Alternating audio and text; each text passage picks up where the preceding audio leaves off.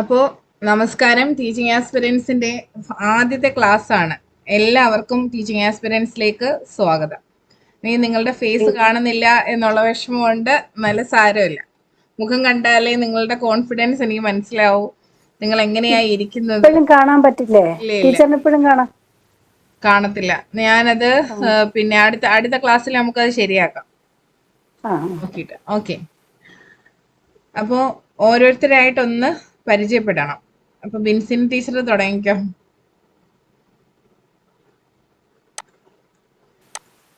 എൻ്റെ പേര് ബിൻസീന. ഞാൻ കൊല്ലം ജില്ലയിലെ ആയൂർ എന്ന സ്ഥലത്താണ് താമസിക്കുന്നത്.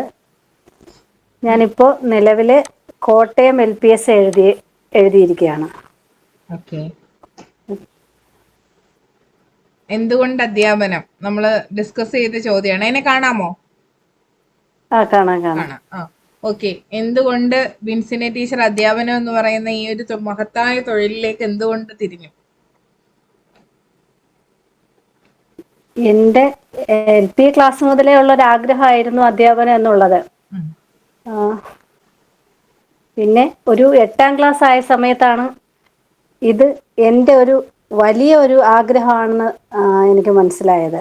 എന്തുകൊണ്ട് ഇന്റർവ്യൂ വെച്ചിട്ട് അങ്ങനെ തിരിച്ചറിവ് ഉണ്ടാവാനുള്ള കാരണം? തിരിച്ചറിവ് ഉണ്ടായതെന്ന് പറഞ്ഞാല് എൻ്റെ LP ക്ലാസ്സിലെ ഒരു ടീച്ചറിന്റെ മകള് തന്നെയായിരുന്നു എന്നെ 8ാം ക്ലാസ്സിലെ ക്ലാസ് ടീച്ചറായിട്ട് വന്നത്. അപ്പോൾ ടീച്ചർ ഒരു പുതിയ അപ്പോൾ BEd കഴിഞ്ഞ് ഇറങ്ങിയ ഒരു ടീച്ചർ ആയിരുന്നത് കൊണ്ട് ടീച്ചർ പുതിയൊരു രീതിയാണ്. അന്ന് വരെ ഞാൻ 7ാം ക്ലാസ് വരെ ഒരു ടീച്ചറിന്റെ നിന്നും കാണാത്ത രീതിയിലുള്ള കുറേ കാര്യങ്ങൾ ടീച്ചറിന്റെ കയ്യിൽ നിന്ന് കാണാൻ പറ്റി.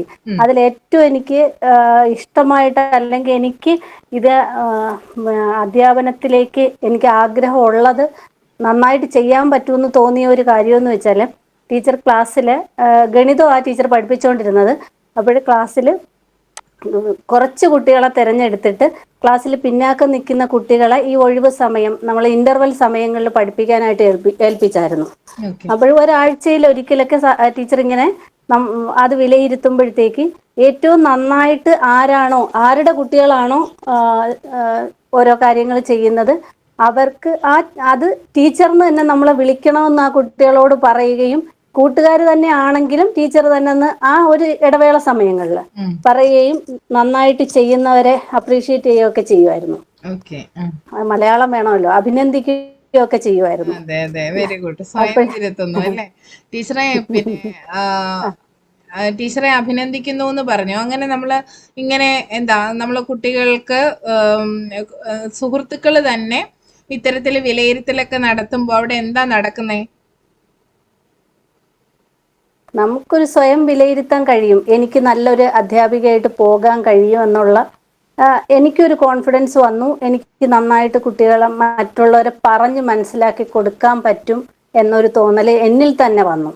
അതാണ് എന്നെ അധ്യാപനം നല്ല രീതിയിൽ ഒരു അധ്യാപിക ആകണം എന്നുള്ള ഒരു ചിന്ത അന്ന് മുതലാണ് ഉറച്ചു തുടങ്ങിയത്. കുറെ ഇംഗ്ലീഷ് വാക്കുകളാണ് ഇതിനിടയ്ക്ക് കയറി വരുന്ന, മലയാളം ശരിയാക്കി എടുക്കണം. സാരമില്ല, നമ്മുടെ ഫസ്റ്റ് സെക്ഷൻ അല്ലേ, ശരിയാവും. സമസംഘം അല്ലേ, സമസംഘങ്ങൾക്കിടയിൽ, അതായത് പിയർ ഗ്രൂപ്പ് എന്ന് നമ്മൾ പറയും അല്ലേ, സമസംഘമാണ്, സമപ്രായക്കാരാണ്.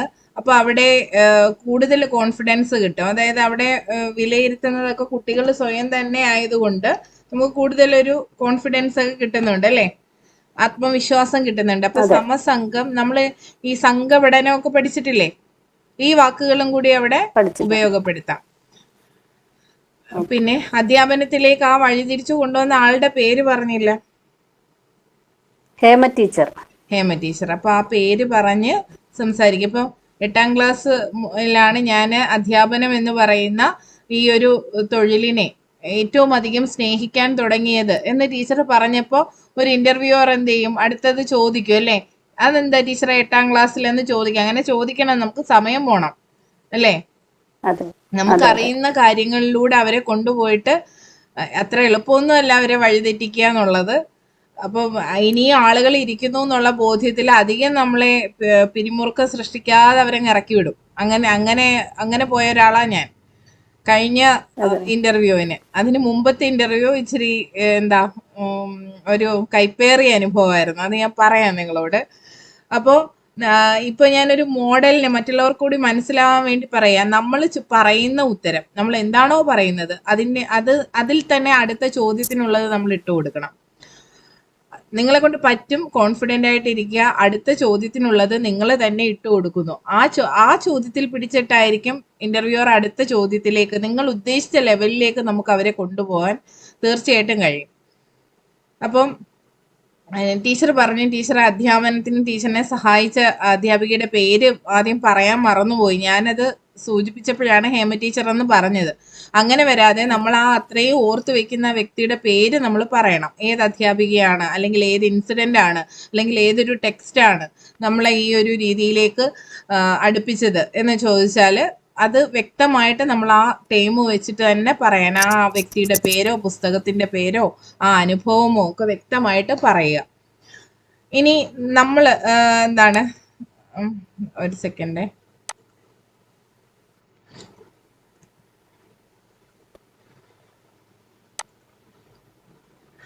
LP-UP പരീക്ഷയിൽ ഇന്റർവ്യൂവിന്റെ പ്രാധാന്യം എന്ത് എന്നുള്ള ഒരു കാര്യം കൂടെ സംസാരിച്ചുകൊണ്ട് ഞാനിപ്പോൾ ഒരു ഇൻട്രൊഡക്ഷൻ, എങ്ങനെയാണ് നമ്മളെ ഏതൊരു രീതിയിലാണ് ഇന്റർവ്യൂവിനെ നമ്മൾ കാണേണ്ടത് എന്നുള്ള കാര്യങ്ങളൂടെ പറഞ്ഞിട്ട് നിങ്ങളെ ഓരോരുത്തരോടും സംസാരിക്കാം. ഇപ്പൊ LP-UP പരീക്ഷയിലെ ഇന്റർവ്യൂവിന്റെ പ്രാധാന്യം എത്രത്തോളം ആണെന്ന് അഞ്ജലി ടീച്ചറെ മനസ്സിലാവുന്നുണ്ടോ? മനസ്സിലാവുന്നുണ്ട്. എത്രത്തോളം ഒന്ന് പറഞ്ഞു തന്നേ. എന്തുകൊണ്ടാണ് നമ്മൾ ഇന്റർവ്യൂവിന് ഇത്രത്തോളം പ്രിപ്പയർ ചെയ്യണം? നിങ്ങളൊക്കെ നേരത്തെ വന്ന, അഞ്ജലി ടീച്ചർ എന്താ നേരത്തെ വന്നേ ജോയിൻ ചെയ്തേ? ഇപ്പൊ നമ്മളിപ്പോ കുറച്ച് പേരേ ഉള്ളൂ അല്ലേ? ഇത്രയും പേര് എഴുതിയതിന്റെ ഒരു അംശം പോലും ആളുകൾ നമ്മുടെ ഗ്രൂപ്പിൽ ഇല്ല. എന്തുകൊണ്ടാണ് അഞ്ജലി ടീച്ചർ വേഗം വന്നേ ടീച്ചിങ് ആസ്പിരൻസിലോട്ട്? എനിക്ക് ഇന്റർവ്യൂവില് ഇപ്പോ റിട്ടേൺ എക്സാമില് മാർക്ക് കുറച്ച് കുറവാണ്. അപ്പൊ പിന്നെ ഇന്റർവ്യൂവില് ഫുൾ മാർക്ക് കിട്ടിയാലേ കുറച്ച് പ്രയോജനമുള്ളു. അപ്പൊ അത് ഇപ്പോഴേ എനിക്ക് നല്ല പേടിയുള്ള ഒരാളാണ്. അന്നേരം ഇപ്പോഴേ ക്ലാസ്സിന് ജോയിൻ ചെയ്താലേ അതൊന്ന് മാറ്റിയെടുത്ത്, ഇപ്പോ ഞാൻ നോക്കിയതിനൊക്കെ കൂടുതലും 14 മാർക്കാണ് ഇന്റർവ്യൂവിൽ എല്ലാവർക്കും കിട്ടിയിട്ടുള്ളത്. അപ്പൊ എനിക്ക് ആ 14 മാർക്ക് തന്നെ വേണമെന്നുണ്ട്. അപ്പൊ അതിന് ഇപ്പോഴേ ജോയിൻ ചെയ്താലേ എന്റെ ആ ഒരു പേടി മാറണമെങ്കിൽ കുറച്ച് സമയം എടുക്കും. അതെ, തീർച്ചയായിട്ടും. നമുക്ക് ഇപ്പൊ തന്നെ ഇത്രയും നാള് ക്ലാസ്സുകൾ 2021 വളരെ നന്നായിട്ട് നമ്മൾ ക്ലാസ് കൊടുത്തെങ്കിലും ഈ ഗ്യാപ്പ് ഇട്ടിട്ട് നിങ്ങളോട് സംസാരിച്ചു തുടങ്ങിയപ്പോൾ എനിക്കും ആ പ്രശ്നമുണ്ട്, എല്ലാവർക്കും ഉണ്ട്. ഇതിനകത്ത് നിരന്തരം ഗ്രൂപ്പുകളിനകത്ത് ഉണ്ടായിരുന്ന എന്നെ വർഷങ്ങളായിട്ട് അറിയാവുന്ന 1-2 ടീച്ചേഴ്സും ഉണ്ട്. എല്ലാവർക്കും പുതിയൊരു പ്ലാറ്റ്ഫോമിലോട്ട് വന്നപ്പോൾ ഇന്റർവ്യൂ എന്ന് കണ്ടപ്പോൾ ഒരു ഭയമുണ്ട്. ഭയപ്പെടേണ്ട യാതൊരു കാര്യവും ഇല്ല. അഞ്ജലി ടീച്ചർ പറഞ്ഞതുപോലെ നമ്മൾ ഇവിടെ വന്നത് നമ്മളുടെ ഉള്ളിൽ ആ സ്പാർക്ക് ഉള്ളത് കൊണ്ടാണ്, കുറച്ചുകൂടി മറ്റുള്ളവരെക്കാൾ കുറച്ചും കൂടി ആത്മവിശ്വാസം നമുക്കുള്ളത് കൊണ്ടാണ്. തെറ്റുകൾ തിരുത്തപ്പെടുമ്പോഴാണ് നല്ല മനുഷ്യരാവുന്നതും. പ്രത്യേകിച്ച് അധ്യാപകർ നമ്മുടെ തെറ്റുകൾ തിരുത്തണം, ഓരോ ദിവസവും ഇമ്പ്രൂവ് ചെയ്യണം. അഞ്ജലി ടീച്ചറെ മ്യൂട്ട് ചെയ്തോ, ഞാൻ പറയാം. ഓരോ ദിവസവും നമ്മൾ ഇമ്പ്രൂവ് ചെയ്തുകൊണ്ടേയിരിക്കണം. തലേന്ന് നമ്മുടെ കയ്യിലുള്ള ഒരു ക്വാളിറ്റിയെ കൂടുതൽ മികച്ചതാക്കി വേണം പിറ്റേ ദിവസം നമ്മൾ അവതരിപ്പിക്കാൻ. ആ ഒരു രീതിയിൽ എപ്പോഴും വ്യത്യസ്തരുമായിരിക്കണം. അപ്പൊ അതിന് നമ്മൾ നന്നായി പരിശ്രമിച്ചേ പറ്റൂ. ഇനി നിങ്ങൾ നിങ്ങളുടെ ചുറ്റുപാടിനെ കണ്ണും മനസ്സും ചെവിയും തുറന്ന് എല്ലാ ഇന്ദ്രിയങ്ങളും ഉപയോഗിച്ച് ചുറ്റുപാടിനെ അറിഞ്ഞേ പറ്റൂ. എന്തൊക്കെയാണ് നമ്മുടെ സമൂഹത്തിൽ നടക്കുന്നത് എന്നുള്ള ധാരണ വേണം. ഓരോന്നിനെ കണ്ടാൽ ഇത് എനിക്കൊരു ചോദ്യമായി വരാൻ സാധ്യതയുണ്ടോ എന്ന് ചിന്തിക്കണം. ഇപ്പോൾ ഞാൻ പ്രശസ്തനായ ഒരു അധ്യാപകന്റെ ഒരു ക്ലാസ് കണ്ടു, ഇന്റർവ്യൂവിന്റെ ക്ലാസ് കണ്ടതാണ്. അതിൽ അധ്യാപകൻ പറയുന്ന ഒരു കാര്യമുണ്ട്, നിങ്ങളുടെ ഹോബി ഇപ്പം പാചകമാണെങ്കിൽ അതിലധികം ചോദ്യം വരില്ല എന്നൊരു ടൈം ഞാൻ കണ്ടു. അപ്പോൾ പാചകമാണെങ്കിൽ അത് ചോദ്യം വരത്തില്ലയോ? എന്ത് ചെയ്യും? നമ്മുടെ അൻഷി ടീച്ചർ എവിടെ? അൻഷി ടീച്ചറിന്റെ ഹോബി പാചകമാണ്, ചോദ്യം വരുമോ ടീച്ചറെ? അതെ, ഇത് തന്നെയായിരുന്നു ഞാൻ കഴിഞ്ഞ പ്രാവശ്യം ഇന്റർവ്യൂവിലും പറഞ്ഞത്. പക്ഷെ എനിക്ക് അത് നന്നായിട്ട് പെർഫോം ചെയ്യാൻ പറ്റി. ആ ഒരു ക്വസ്റ്റ്യനുള്ള ചോദ്യത്തിനുള്ള ഉത്തരം എനിക്ക്. ടീച്ചറിനോട് എന്താ ചോദിച്ചേ? എന്റെ അടുത്ത് ചോദിച്ചത് എന്താ ഹോബി എന്ന് ചോദിച്ചു. അപ്പൊ ഞാൻ പറഞ്ഞു ഇതേപോലെ കുക്കിംഗ്, പാചകമാണ് എന്ന് പറഞ്ഞു. അപ്പൊ നിങ്ങളുടെ ഈ കുക്കിംഗ് നിങ്ങൾ എങ്ങനെയാണ് കുട്ടികളിൽ പ്രയോജനപ്പെടുത്തുന്നത്? ഇപ്പം പ്രഭാത ഭക്ഷണം കഴിക്കാതെ കുഞ്ഞുങ്ങൾ വരുമല്ലോ സ്കൂളുകളിൽ. അപ്പൊ അതിന് തൊട്ട് മുമ്പ് ഞാൻ ഒന്ന് വായിച്ചതേ ഉള്ളായിരുന്നു. തമിഴ്നാട് സർക്കാരാണ് ഈ പ്രഭാത ഭക്ഷണം സ്കൂളുകളിൽ നിർബന്ധമാക്കിയിട്ട് ഇപ്പൊ നമ്മുടെ സ്കൂളുകളിൽ പ്രഭാത ഭക്ഷണവും ഉൾപ്പെടുത്തിയിട്ടുണ്ട്. അപ്പൊ ഞാൻ കുറച്ച് മുമ്പ് ഇന്റർവ്യൂവിന് പോകുന്നതിന് മുമ്പ് അത് വായിച്ചത് കൊണ്ട് ആ ഒരു പോയിന്റ് കൂടെ എനിക്ക് പറയാൻ പറ്റി. അത് നന്നായിട്ട് എനിക്ക് പറഞ്ഞ് അവതരിപ്പിക്കാൻ പറ്റിയിരുന്നു. ഇതുപോലെ ടീച്ചറെ മിസ്ലീഡ് ചെയ്യുന്ന തരത്തിലുള്ള ഇതുപോലുള്ള നിർദ്ദേശം കഴിഞ്ഞ വർഷവും ഉണ്ടായിരുന്നു. അതായത് പാചകമൊക്കെ പറഞ്ഞാൽ നമുക്ക് അധികം ചോദ്യം വരില്ല എന്ന്. പക്ഷെ നമ്മൾ ചിന്തിക്കേണ്ടത് അങ്ങനല്ല. നമ്മുടെ ഹോബി പറയുമ്പോൾ നമ്മളോട് തീർച്ചയായും ആ ചോദ്യം സ്കൂളുമായി കണക്ട് ചെയ്ത് കുട്ടികളുമായി കണക്ട് ചെയ്ത് തീർച്ചയായും ചോദിക്കും. കഴിഞ്ഞ പ്രാവശ്യം ഈ ചോദ്യം പറഞ്ഞ കുട്ടികളോട് നിങ്ങൾ എങ്ങനെ പ്രിപ്പയർ ചെയ്യണമെന്ന് ഞാൻ പറഞ്ഞു കൊടുക്കുകയും അവരോട് അതേ രീതിയിൽ തന്നെ ചോദ്യം ചോദിക്കുകയും ചെയ്തു. അതായത് നിങ്ങളുടെ ഹോബി എന്ന് പറയുന്നത് പാചകമാണ്. അപ്പൊ അതെങ്ങനെ നിങ്ങൾക്ക് സ്കൂളുകളിൽ പ്രയോജനപ്പെടുത്താം, അല്ലെങ്കിൽ കുട്ടികൾക്ക് എങ്ങനെ പ്രയോജനപ്പെടുത്താമെന്ന അതേ ചോദ്യം അവരോട് ചോദിച്ചു. അപ്പൊ ഞാൻ മുൻകൂട്ടി ഉത്തരം പറഞ്ഞു കൊടുത്തിരുന്നു. ഒന്ന്, ഉച്ചഭക്ഷണത്തിന്റെ കമ്മിറ്റി ഉണ്ട്, അറിയാമല്ലോ, സ്കൂളുകളിൽ ജോലി ചെയ്യുന്നവർക്ക് കൃത്യമായി അറിയാം. ഉച്ചഭക്ഷണ കമ്മിറ്റി ഉണ്ട്, രുചി രജിസ്റ്റർ ഉണ്ട്. അതിനകത്ത് രക്ഷിതാക്കൾ എന്ത് ചെയ്യണം, രുചി കറക്റ്റ് ആണോ എന്ന് നല്ല നല്ല അഭിപ്രായങ്ങളൊക്കെ എഴുതണം. അങ്ങനെയൊക്കെ ഉണ്ട് രുചി രജിസ്റ്റർ, അല്ലേ? അപ്പൊ ഉച്ചഭക്ഷണത്തിന്റെ ചുമതല, അല്ലെങ്കിൽ സ്കൂളിലെ പ്രഭാത ഭക്ഷണത്തിന്റെയും ഉച്ചഭക്ഷണത്തിന്റെയും ചുമതല ഭംഗിയായി ഏറ്റെടുത്ത് പൂർത്തിയാക്കാൻ എൻ്റെ ഈ ഹോബി കൊണ്ട് എനിക്ക് സാധിക്കും, അല്ലേ?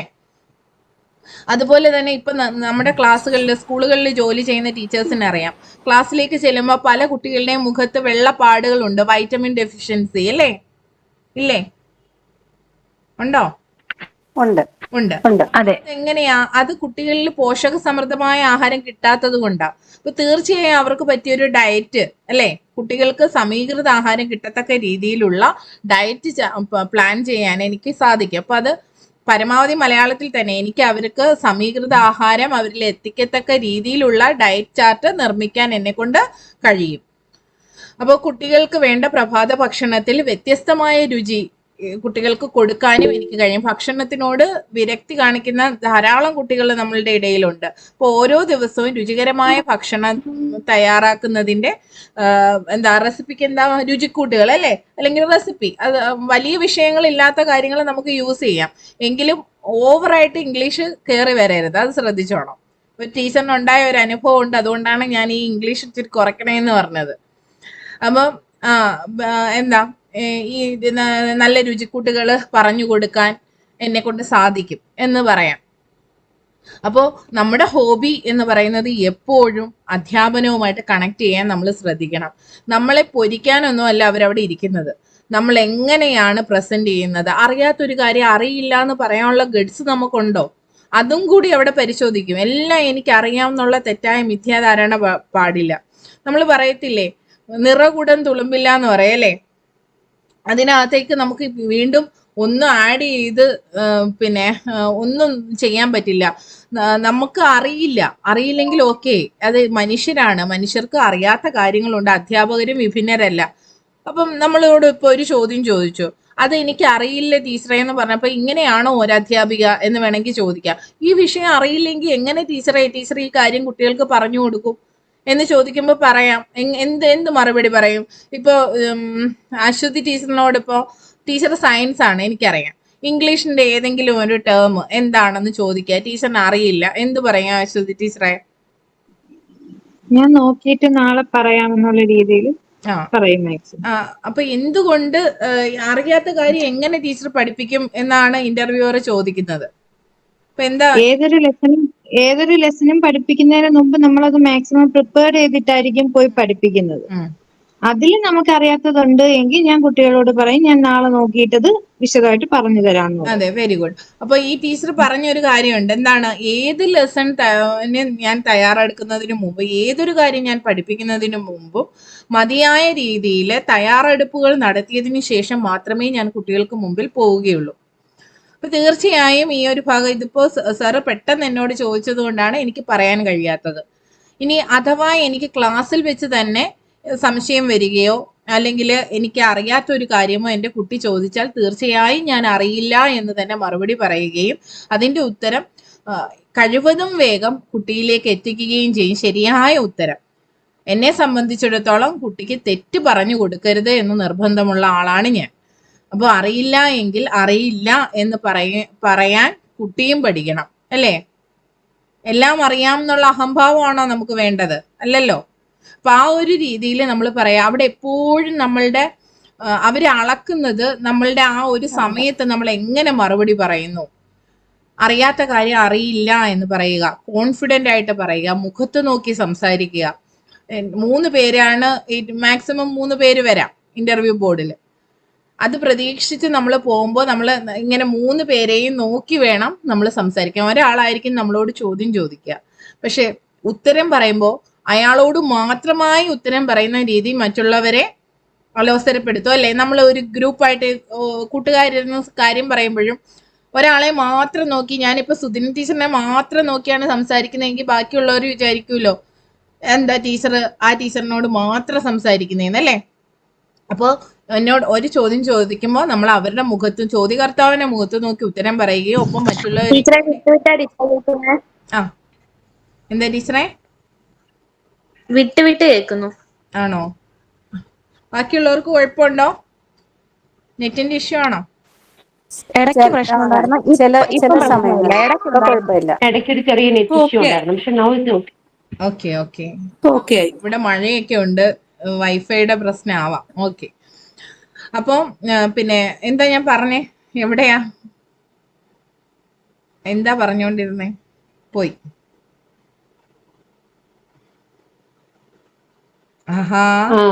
ഇന്റർവ്യൂ ബോർഡിലുള്ള 3 പേരെയും അപ്പൊ നോക്കി 3 പേര്. സംസാരിക്കുക. Okay okay. എല്ലാവരെയും നോക്കി വേണം മറുപടി പറയാനായിട്ട്. നമ്മുടെ കോൺഫിഡൻസും അതുപോലെ അവര് നമ്മളെ ശ്രദ്ധിക്കുന്നതും ഒക്കെ അപ്പൊ തന്നെ നമുക്ക് കുറച്ചുകൂടി ഒരു ആത്മവിശ്വാസം വരികയാണ് ചെയ്യുക. അതുപോലെ തന്നെ നമ്മുടെ വസ്ത്രധാരണത്തെ കുറിച്ച് പലർക്കും പിന്നെ ഒരു ഇതുണ്ട്, തോന്നലുണ്ട്, സാരി തന്നെ വേണോന്ന്, അല്ലെങ്കിൽ എങ്ങനെ വസ്ത്രം ധരിക്കണം. ഇതിനെ കുറിച്ചൊന്നും നിങ്ങൾ ബോധേഡാവേണ്ട കാര്യമില്ല. പരമാവധി ജീൻസ് ടോപ്പ് ഇങ്ങനെയുള്ള കാര്യങ്ങളൊക്കെ ഒഴിവാക്കിയിട്ട് ഒരു അധ്യാപികയ്ക്ക് ഇണങ്ങുന്ന വേഷം എന്താന്ന് അഞ്ജലി ടീച്ചറിന് തോന്നുന്നത്? അധ്യാപികയുടെ വേഷവും അധ്യാപനവും തമ്മിൽ എന്തെങ്കിലും ബന്ധമുണ്ടോ? എവിടെങ്കിലും എന്തെങ്കിലും കേട്ടിട്ടുണ്ടോ? ഒരു ടീച്ചറിന് ആ വസ്ത്രം ധരിക്കുമ്പോൾ ടീച്ചർ കംഫർട്ടാണ്, ടീച്ചറിന് അത് സുഖപ്രദമായ രീതിയിലുള്ള വസ്ത്രമാണെങ്കിൽ ഓക്കെ ആണ് എന്നാണ് എന്റെ അഭിപ്രായം. ഓക്കെ ടീച്ചറെ. വേറെ ആർക്കെങ്കിലും മറിച്ചൊരു അഭിപ്രായം?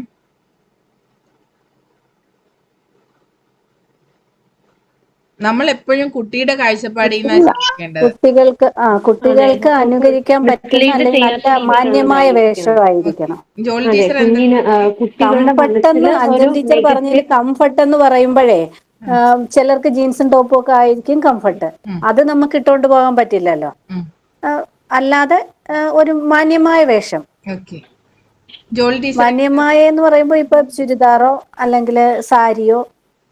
ഓക്കെ ടീച്ചറെ. ജോളി ടീച്ചർ എന്തോ പറഞ്ഞു അതിന്റെ ഇടയ്ക്ക്? കുഞ്ഞുങ്ങളിൽ ഒരു നെഗറ്റീവ് ഇമ്പാക്ട് അല്ലെങ്കിൽ എന്താ പറയാ, കുഞ്ഞുങ്ങൾ എപ്പോഴും തീർച്ചയായിട്ടും ഒരു അധ്യാപിക ക്ലാസ്സിൽ വരുമ്പോൾ ആ അധ്യാപികയുടെ രൂപമാണെങ്കിലും വസ്ത്രങ്ങളാണെങ്കിലും അത് എത്രത്തോളം അട്രാക്റ്റീവ് ആണ് അതൊക്കെ കുഞ്ഞുങ്ങൾ ശ്രദ്ധിക്കും. എല്ലാം കുഞ്ഞുങ്ങൾ ശ്രദ്ധിക്കും. അപ്പൊ അതുകൊണ്ട് തന്നെ അവർക്കൊരു നെഗറ്റീവായിട്ട് അല്ലെങ്കിൽ ഒരു മോശമായ ഒരു തോട്ട്, ഒരു ചിന്ത ഉണ്ടാക്കുന്ന രീതിയിലുള്ള വസ്ത്രങ്ങളായിരിക്കരുത് എന്ന് ശ്രദ്ധിക്കുക. ഓക്കെ. അപ്പോ ഞാൻ പറയാം, വസ്ത്രധാരണവും കുട്ടികളും തമ്മിൽ ഒരു ബന്ധമുണ്ട്. അപ്പോൾ എന്നെ പഠിപ്പിച്ച ഒരു ടീച്ചർ, ഡയറ്റിൽ നിന്ന് റിട്ടയർഡ് ആയ അധ്യാപികയാണ്, രാജലക്ഷ്മി എന്ന് പറയുന്ന ടീച്ചറാണ്. അപ്പോൾ ടീച്ചർ ഒക്കെ പറഞ്ഞ് കേട്ട അറിവ്, അതുപോലെ ഞാൻ വായിച്ചറിഞ്ഞ ചില അറിവുകളിൽ നിന്ന് പറയുക, കുട്ടി എപ്പോഴും അധ്യാപികയെ കാണുന്നത് അമ്മയായിട്ടാണ്, അല്ലേ?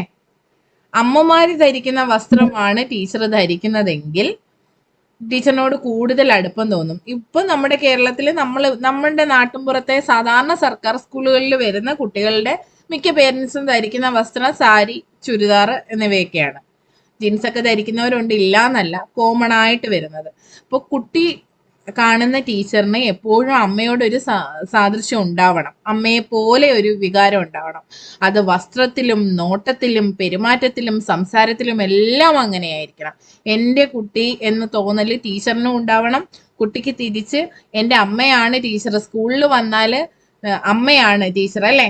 എൻ്റെ അമ്മ അധ്യാപികയാണ്, എൻ്റെ അമ്മ ഒരിക്കലും പിന്നെ എനിക്കോ എൻ്റെ ചേച്ചിക്കോ ഒന്നും യാതൊരു ഇമ്പോർട്ടൻസ് സ്കൂളിൽ തന്നിട്ടില്ല. എന്തിനൊരു ടീച്ചറിന്റെ മകളായിട്ട് ആ സ്കൂളിൽ പോയി എന്ന് ചില സമയത്തൊക്കെ സങ്കടം തോന്നിയിട്ടുണ്ട്. അവരാണ് എൻ്റെ റോൾ മോഡൽ എങ്കിലും, അതായത് യാതൊരു പരിഗണനയും തരില്ല. ബാക്കിയുള്ള കുട്ടികൾക്കാണ് അതിന് ആവശ്യത്തിലധികം പരിഗണന കൊടുക്കുകയും ചെയ്യും. അപ്പോൾ പിന്നെ അവർക്കെല്ലാവർക്കും അമ്മയാണ്. അപ്പോൾ എൻ്റെ അമ്മ പറഞ്ഞു തരുന്ന കാര്യമുണ്ട്, ക്ലാസ് ടീച്ചർ അമ്മയാണ്, നിങ്ങളുടെ അമ്മയാണ്. സ്കൂളിൽ വന്നു കഴിഞ്ഞാൽ ഞാനാ നിങ്ങളുടെ അമ്മ എന്ന്. പിന്നെ എൻ്റെ അമ്മയുടെ ക്ലാസ്സിലാണ് ഞാൻ പഠിക്കുന്നത്. അവിടെ ഇരുന്ന് എല്ലാ കുട്ടികളോടും പറയുമ്പോൾ ആ കുഞ്ഞു മനസ്സുള്ള എനിക്കന്ന് കുശുമ്പൊക്കെ തോന്നിയിട്ടുണ്ട്. പക്ഷെ ഇപ്പം ഞാൻ പ്രൗഡായിട്ടാണ് അത് ആലോചിക്കുന്നത്. എല്ലാ കുട്ടികളുടെയും അമ്മയാണ്, എൻ്റെ മാത്രമല്ല. അമ്മ എന്ന് വിളിക്കാൻ സമ്മതിക്കില്ല, ടീച്ചറേ എന്ന് വിളിക്കാനേ സമ്മതിക്കും. ഞാനും അങ്ങനെയേ വിളിച്ചിട്ടുള്ളൂ, ഞങ്ങൾ അങ്ങനെയേ വിളിച്ചിട്ടുള്ളൂ. അപ്പൊ യാതൊരു വിധത്തിലുള്ള വേർതിരിവും നമ്മുടെ കുഞ്ഞുങ്ങൾ അവിടെ പഠിക്കുന്നുണ്ടെങ്കിൽ പോലും യാതൊരു വിധത്തിലുള്ള വേർതിരിവും നമ്മൾ കാണിക്കാൻ പാടില്ല. നമ്മുടെ വസ്ത്രധാരണം പോലും ആ കുഞ്ഞുങ്ങളുടെ മനസ്സിൽ അവരുടെ അമ്മയോടുള്ള സ്നേഹം പോലെ അവരുടെ ഏറ്റവും അടുത്ത കൂട്ടുകാരിയായി, അമ്മയായി അവർക്ക് തോന്നണം.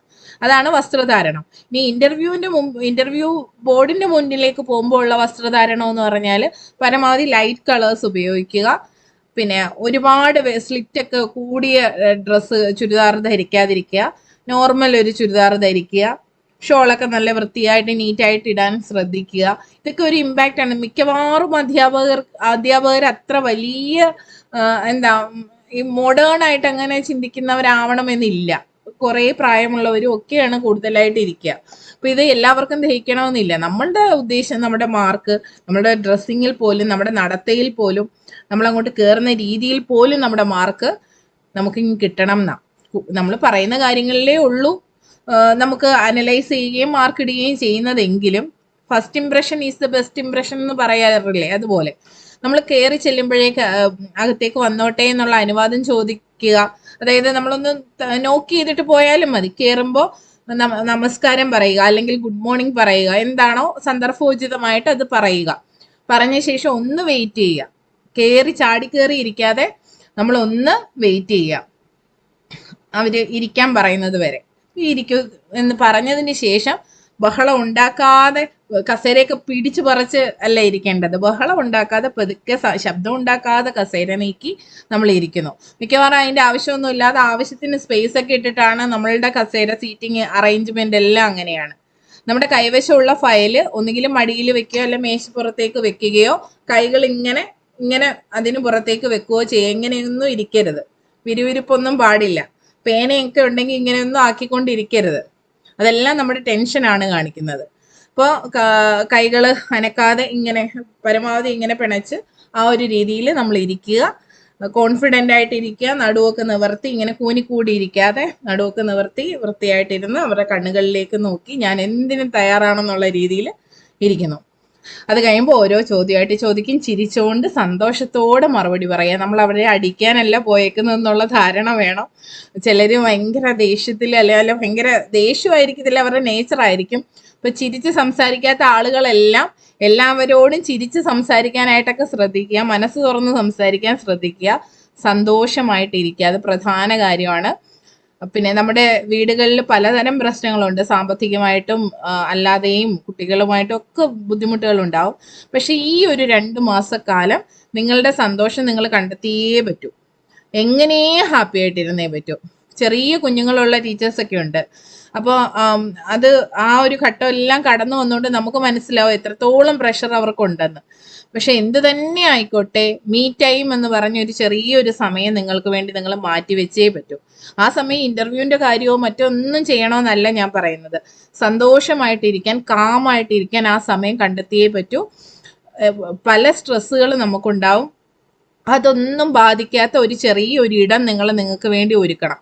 ബുക്കും നിങ്ങൾക്ക് വായിക്കാനാണ് ഇഷ്ടമെങ്കിൽ പുസ്തകങ്ങളൊക്കെ കളക്ട് ചെയ്യുന്ന ഒരു ചെറിയൊരു സ്ഥലം, ഇരിക്കാനൊരിടം, കുറച്ച് ചെടികളൊക്കെ വെച്ചിട്ടുള്ള സ്ഥലം, അങ്ങനെയൊക്കെ ആണെങ്കിൽ കൂടുതൽ നല്ലത്. നിങ്ങൾക്ക് അവിടെ പോയി ഇരിക്കാൻ പറ്റണം. ഒരു 5 മിനിറ്റ് മതി, കാമായിട്ടിരിക്കുക. അതിന് വലിയ ഒരു ഇമ്പാക്റ്റ് നിങ്ങളിലേക്ക് ഉണ്ടാക്കാൻ പറ്റും. ആ ഇരിക്കുന്ന സമയത്ത് നിങ്ങൾ മനസ്സിൽ പറയേണ്ടത്, ഞാനൊരു നല്ല അധ്യാപികയാണ്, എൻ്റെ സ്വപ്നത്തിൻ്റെ അടുത്ത് ഞാൻ എത്തിക്കഴിഞ്ഞു, ഞാനത് നേടുക തന്നെ ചെയ്യും, എനിക്ക് ആത്മവിശ്വാസത്തോടെ എല്ലാവരോടും സംസാരിക്കാൻ പറ്റും. ഇങ്ങനെ നിങ്ങളെ തന്നെ ബൂസ്റ്റ് ചെയ്തുകൊണ്ടേയിരിക്കുക. മനസ്സിലാവുന്നുണ്ടോ? ടീച്ചർ ഒരു കാര്യം പറഞ്ഞോട്ടെ? പറഞ്ഞോ ടീച്ചറെ, അമൃത ടീച്ചറെ. ടീച്ചർ, ഞങ്ങൾ ടീച്ചിങ് പ്രാക്ടീസിന് പോകുന്ന സമയത്ത് ഞങ്ങൾക്ക് അവിടുന്ന് അധ്യാപകർ പറഞ്ഞു തരുന്ന ഒരു കാര്യമുണ്ട്. ഞങ്ങൾ പോകുന്ന സമയത്ത് ഈ നഖമൊക്കെ ഭംഗിയായിട്ട് വെട്ടി നല്ല നീറ്റായിട്ട് വേണം പോവാൻ. കാരണം നമ്മൾ ഈ നെയിൽ പോളിഷ് ഒക്കെ ഇട്ട് നല്ല മിനുക്കിയൊക്കെ കൊണ്ടുപോകുമ്പോൾ കുഞ്ഞുങ്ങളല്ലേ, കൂടുതൽ LP ക്ലാസ്സിലെ കുട്ടികൾ അല്ലെങ്കിൽ UPയിലായാലും അവരതിലേക്ക് തന്നെ ഇങ്ങനെ നോക്കി ശ്രദ്ധിച്ച്, അല്ലെങ്കിൽ അതിന്റെ നിറം, അല്ലെങ്കിൽ നമ്മൾ ഇട്ടുകൊണ്ട് പോകുന്ന ഡ്രസ്സ്, അല്ലെങ്കിൽ ഓവറായിട്ട് ഇങ്ങനെ അലങ്കാരങ്ങളൊക്കെ ഉള്ളതൊക്കെ ഇട്ടുകൊണ്ട് പോകുമ്പോൾ കുഞ്ഞുങ്ങൾ കൂടുതൽ ശ്രദ്ധിക്കും. അപ്പോൾ മാക്സിമം അങ്ങനെയുള്ള കാര്യങ്ങളൊക്കെ ഒഴിവാക്കി പോകണമെന്ന് ടീച്ചിങ് പ്രാക്ടീസ് സമയത്ത് ഞങ്ങൾക്ക് പറഞ്ഞു തന്നിട്ടുണ്ട്. അപ്പൊ ഈ ഒരു വസ്ത്രധാരണത്തിന്റെ കാര്യം പറഞ്ഞതുകൊണ്ട് അത് പറഞ്ഞതാണ്. അതുപോലെ കമ്മല്, വലിയ കമ്മലൊന്നും ഇടാതിരിക്കുക, വലിയ മാലകൾ ഇടാതിരിക്കുക. നൈസായിട്ടുള്ള ഒരു മാല, ചെറിയ കമ്മല്, ചെറിയ ഹാങ്ങിങ് ഒക്കെ ഉള്ളത് ഓക്കെയാണ്. ചെറിയ ജിംക്കയൊക്കെ ഉണ്ടല്ലോ ചെറുത്, അതൊക്കെ ഓക്കെയാണ്. വലിയത് ഒഴിവാക്കുക. പിന്നെ നെറ്റിപ്പട്ടം കെട്ടിയ ആനയെ പോലെ അതുപോലെ ഒരുപാട് ഒരുങ്ങി ഒന്നും പോകണ്ട, പക്ഷെ പ്ലസന്റ് ആയിരിക്കണം. ഞാൻ വളരെ മിനിമലിസ്റ്റ് ആയിട്ട് ഉള്ള ആളാണെന്ന് കാണിക്കാൻ കീറി പറഞ്ഞ ഡ്രസ്സ്, അതുപോലെ ചെയ്യാത്ത മുടിയും അങ്ങനെയൊന്നും അല്ല പറഞ്ഞത്. ഏറ്റവും നീറ്റായിട്ട്, ഏറ്റവും കണ്ടാ നല്ലൊരു ടീച്ചർ എന്നുള്ള ഒരു തോന്നല്, അത് നമുക്കും കോൺഫിഡൻസ് തരും. നമ്മുടെ ഡ്രസ്സും നമ്മുടെ ഒരുക്കവും എല്ലാം ആ ഒരു രീതിയിൽ പോവുക. പിന്നെ അഭിമുഖ പരീക്ഷയെ എങ്ങനെ അഭിമുഖീകരിക്കാം എന്നുള്ള ഒരു സ്ലൈഡ് ഞാൻ അവിടെ കൊടുത്തിട്ടുണ്ട്. ഒന്ന് ആത്മവിശ്വാസം. ഇവിടെയുള്ള എല്ലാവർക്കും ആത്മവിശ്വാസം ഉണ്ട്. അതുകൊണ്ടാണ് ഒരു നിമിഷം മുൻപേ എങ്കിലും നിങ്ങൾ നമ്മുടെ ടീച്ചിങ് ആസ്പിരൻസിലേക്ക് വന്നത്. ഞാൻ ഒരിക്കലും നമ്മുടെ ഈ ഒരു പ്ലാറ്റ്ഫോമിനെ പ്രൊമോട്ട് ചെയ്യല്ല. ഒന്നുകിൽ ഇത് അല്ലെങ്കിൽ മറ്റേത്, ഏതെങ്കിലും ഒരു പ്ലാറ്റ്ഫോമിലേക്ക് കയറി വരിക, അല്ലെങ്കിൽ ഇതൊന്നുമില്ലാതെ സ്വയം അഭിമുഖ പരീക്ഷയ്ക്ക് വേണ്ടി തയ്യാറെടുക്കുക എന്നുള്ളത് നിങ്ങൾ ചെയ്തു കഴിഞ്ഞു. അവിടെ തന്നെ നിങ്ങൾ മറ്റുള്ളവരിൽ നിന്ന് തീർത്തും വ്യത്യസ്തരാണ്.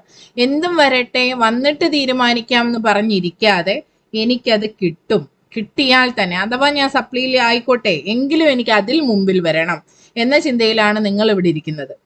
ഞാൻ അങ്ങനെയായിരുന്നു, എനിക്ക് അതാണ് പറ്റിയത്. ഞങ്ങൾ ഒരുപാട് നേരത്തെ കഴിഞ്ഞ പ്രാവശ്യം ഇന്റർവ്യൂ ബാച്ച് ആരംഭിച്ചു.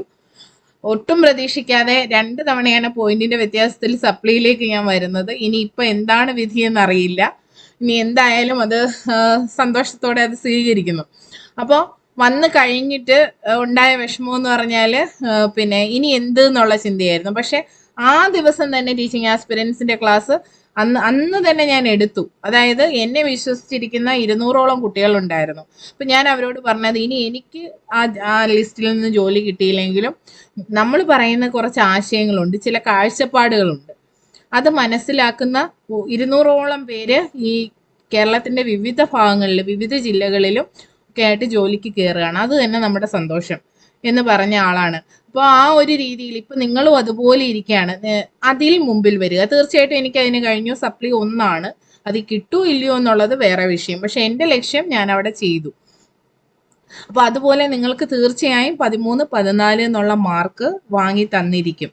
പക്ഷെ അതിന് നിങ്ങൾ കൂടെ ഉണ്ടാവണം, നന്നായി പരിശ്രമിക്കുക, പറയുന്ന ഓരോ കാര്യങ്ങളും കേൾക്കുക. ഞാൻ നിങ്ങളിൽ നിന്ന് വ്യത്യസ്തയൊന്നുമല്ല, എനിക്ക് നിങ്ങളെക്കാൾ യാതൊരു ക്വാളിഫിക്കേഷനും ഇല്ല. എന്നെ സംബന്ധിച്ച് ഞാൻ കുഞ്ഞുനാൾ മുതൽ ഈ പറയുന്ന പോലെ ടീച്ചറാവാൻ ആഗ്രഹിച്ചു. കാണുന്നതിലും എല്ലാം ഓരോ അധ്യാപിക ടച്ച് വരുത്താൻ ശ്രമിക്കാറുണ്ട്. അത് കുഞ്ഞിലെ അങ്ങനെയാണ്. അധ്യാപകരുടെ മകളായതുകൊണ്ട് കുറച്ചും കൂടെ ഒരു ഇഷ്ടം അതിനോട് കുറച്ചും കൂടെ കൂടുതൽ തോന്നി.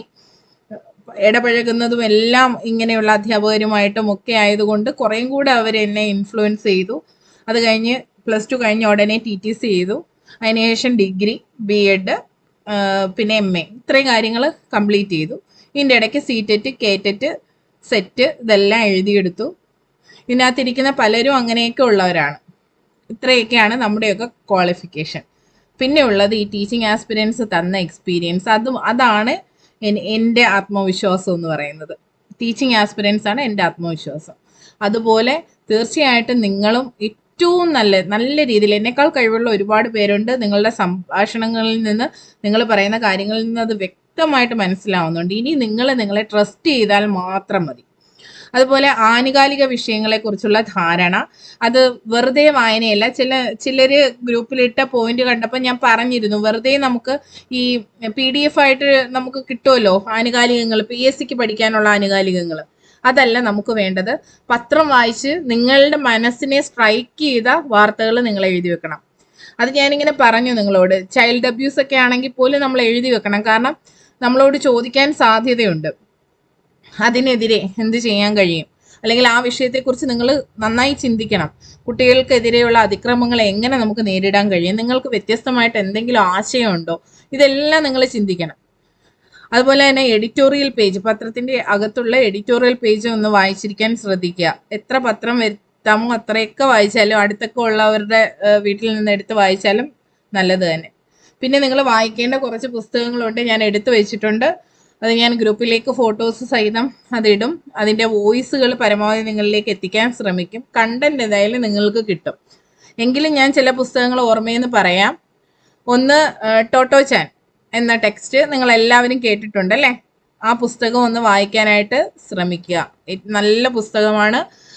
അധ്യാപകരെങ്ങനെയായിരിക്കണം, വികൃതിയായ ടോട്ടോ ചാനെ എങ്ങനെയാണ് ഇങ്ങനെ മിടുക്കിയാക്കി മാറ്റിയത് എന്നൊക്കെ ഉള്ളത്. വികൃതിയായിരുന്നോ അതോ അധ്യാപകരുടെ സമീപനത്തിന്റെ കുഴപ്പമാണോ എന്നൊക്കെ നമുക്ക് അതിൽ നിന്ന് മനസ്സിലാവും. പിന്നെ ടീച്ചർ എന്ന ഒരു പുസ്തകമുണ്ട്. ടീച്ചർ ആഷ്ലി എന്താണ്, ഞാൻ പറയാം, ഓദറിന്റെ പേര് ഞാൻ പിന്നീട് പറയാം. അയ്യോ എന്തായിരുന്നു, ആഷ്ലിയോ അങ്ങനെ എന്തോ ആണ്, എന്തോ ഒരു ആഷാണ്. അപ്പൊ ടീച്ചർ എന്ന് പറയുന്ന പുസ്തകം. പിന്നെ ഫിൻലൻഡ് മാതൃക, വിദ്യാഭ്യാസത്തിന്റെ ഫിൻലൻഡ് മാതൃക എന്ന് പറയുന്ന ടെക്സ്റ്റ്, ഇതൊക്കെ വായിച്ചിരിക്കുക. പിന്നെ നമ്മൾ നേരത്തെ കഴിഞ്ഞ ടീച്ചിങ് ആസ്പിറൻസിലുള്ളവർക്കറിയാം, താങ്ങാവുന്ന വിദ്യാഭ്യാസം എന്ന് പറയുന്ന ഒരു പുസ്തകം, സാരംഗ് എന്ന് പറയുന്ന ഒരു വിദ്യാഭ്യാസ സ്ഥാപനം ഉണ്ട്. നിങ്ങൾക്ക് ഇപ്പൊ ഞാൻ വേറൊരു കാര്യം പറഞ്ഞാൽ ചിലപ്പോൾ കത്തും. ദക്ഷിണ എന്ന് പറയുന്ന ഇൻസ്റ്റഗ്രാം പേജ് കണ്ടിട്ടുണ്ടോ? ഫുഡിന്റെ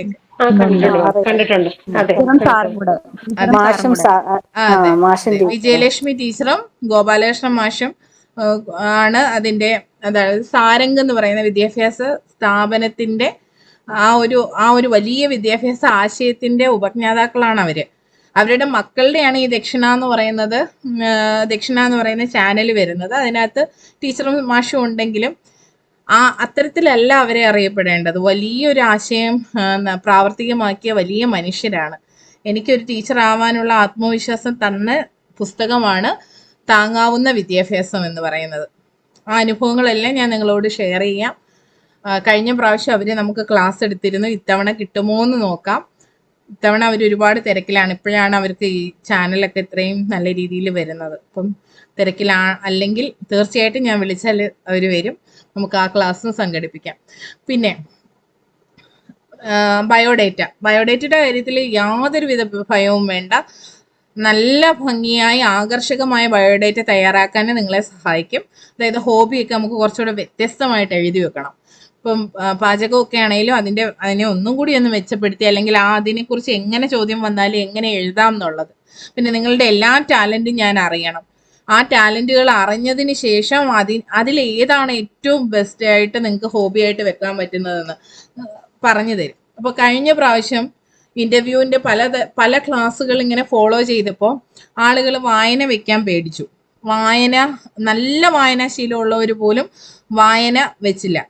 നിങ്ങൾ ശ്രദ്ധിക്കേണ്ടത് നിങ്ങളുടെ ജെന്യുവിൻ ആയിട്ടുള്ള, ഞാൻ രണ്ടാമത്തെ പോയിന്റ് എഴുതിയിരിക്കുന്നത് കണ്ടോ, സത്യസന്ധമായിട്ട് നിങ്ങൾ എന്താണോ നിങ്ങളുടെ ഹോബി അത് എഴുതി വെക്കുക.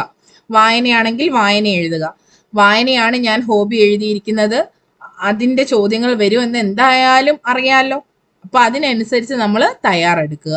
അവസാനം വായിച്ച പുസ്തകം, അതിന്റെ ഓതർ, അതിലെ കഥാപാത്രങ്ങൾ, ഇതൊക്കെ ചോദിച്ചാൽ അത് പറയാൻ കഴിയണം. പിന്നെ പാഠപുസ്തകത്തിലെ ഏതെങ്കിലും പ്രധാനപ്പെട്ട കഥകൾ ഉണ്ടെങ്കിൽ അത് എവിടുന്ന എടുത്തത് എന്ന് വെച്ചാൽ UP-യിലൊക്കെയുള്ളൂ അത്തരത്തില് പോകുന്നത്. LP തലത്തിൽ അങ്ങനെയുള്ള വലിയ രീതിയിലുള്ള സാഹിത്യങ്ങളൊന്നും ഇല്ലല്ലോ.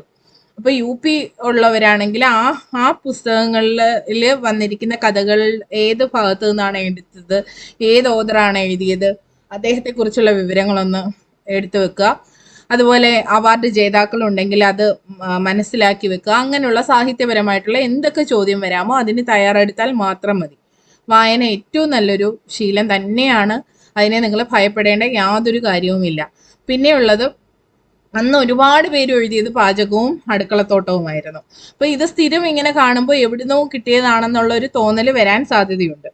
ഇനിയും നിങ്ങൾക്ക് സമയമുണ്ട്. നല്ലൊരു ഹോബി, നിങ്ങൾക്ക് ഉറങ്ങിക്കിടക്കുന്ന ചില ഹോബികൾ കാണും, അതിനെയൊക്കെ ഒന്നും കൂടെ പൊടി തട്ടിയെടുത്ത് വ്യത്യസ്തമായിട്ട് അവതരിപ്പിക്കാൻ പറ്റുന്ന കാര്യങ്ങൾ കാണും. ഇവിടെ അൻഷി ടീച്ചറിന് യൂട്യൂബ് ചാനൽ ഉണ്ടോ? ഉണ്ട് ടീച്ചറെ. സബ്സ്ക്രൈബ് ഫോളോവേഴ്സ് ഒക്കെ ഉണ്ടോ കൂടുതല്? അങ്ങനെ ഫോളോവേഴ്സ് ഒന്നും ഇല്ല, ഉണ്ടെന്നേ ഉള്ളു. അങ്ങനെ ചാനൽ നമ്മളത് എഴുതിയപ്പോ അങ്ങനെ ആച്ചീസ് കിച്ചൺ. ആച്ചീസ് കിച്ചൺ. ആഹാ, ഞാനൊക്കെ ഫോളോ ചെയ്യുന്നുണ്ടല്ലോ. ഓക്കെ ടീച്ചറെ. വേറെ ഉണ്ട് ടീച്ചറെ, അതേപോലത്തത് വേറെ ഉണ്ട്. എന്റേത് തന്നെ ആവണമെന്നില്ല, അത് ഒരുപാട് പേരുണ്ട് അതേപോലത്തത്. ഒരു ഞാൻ അങ്ങനെ വലിയ ആക്റ്റീവ് ഒന്നും അല്ല.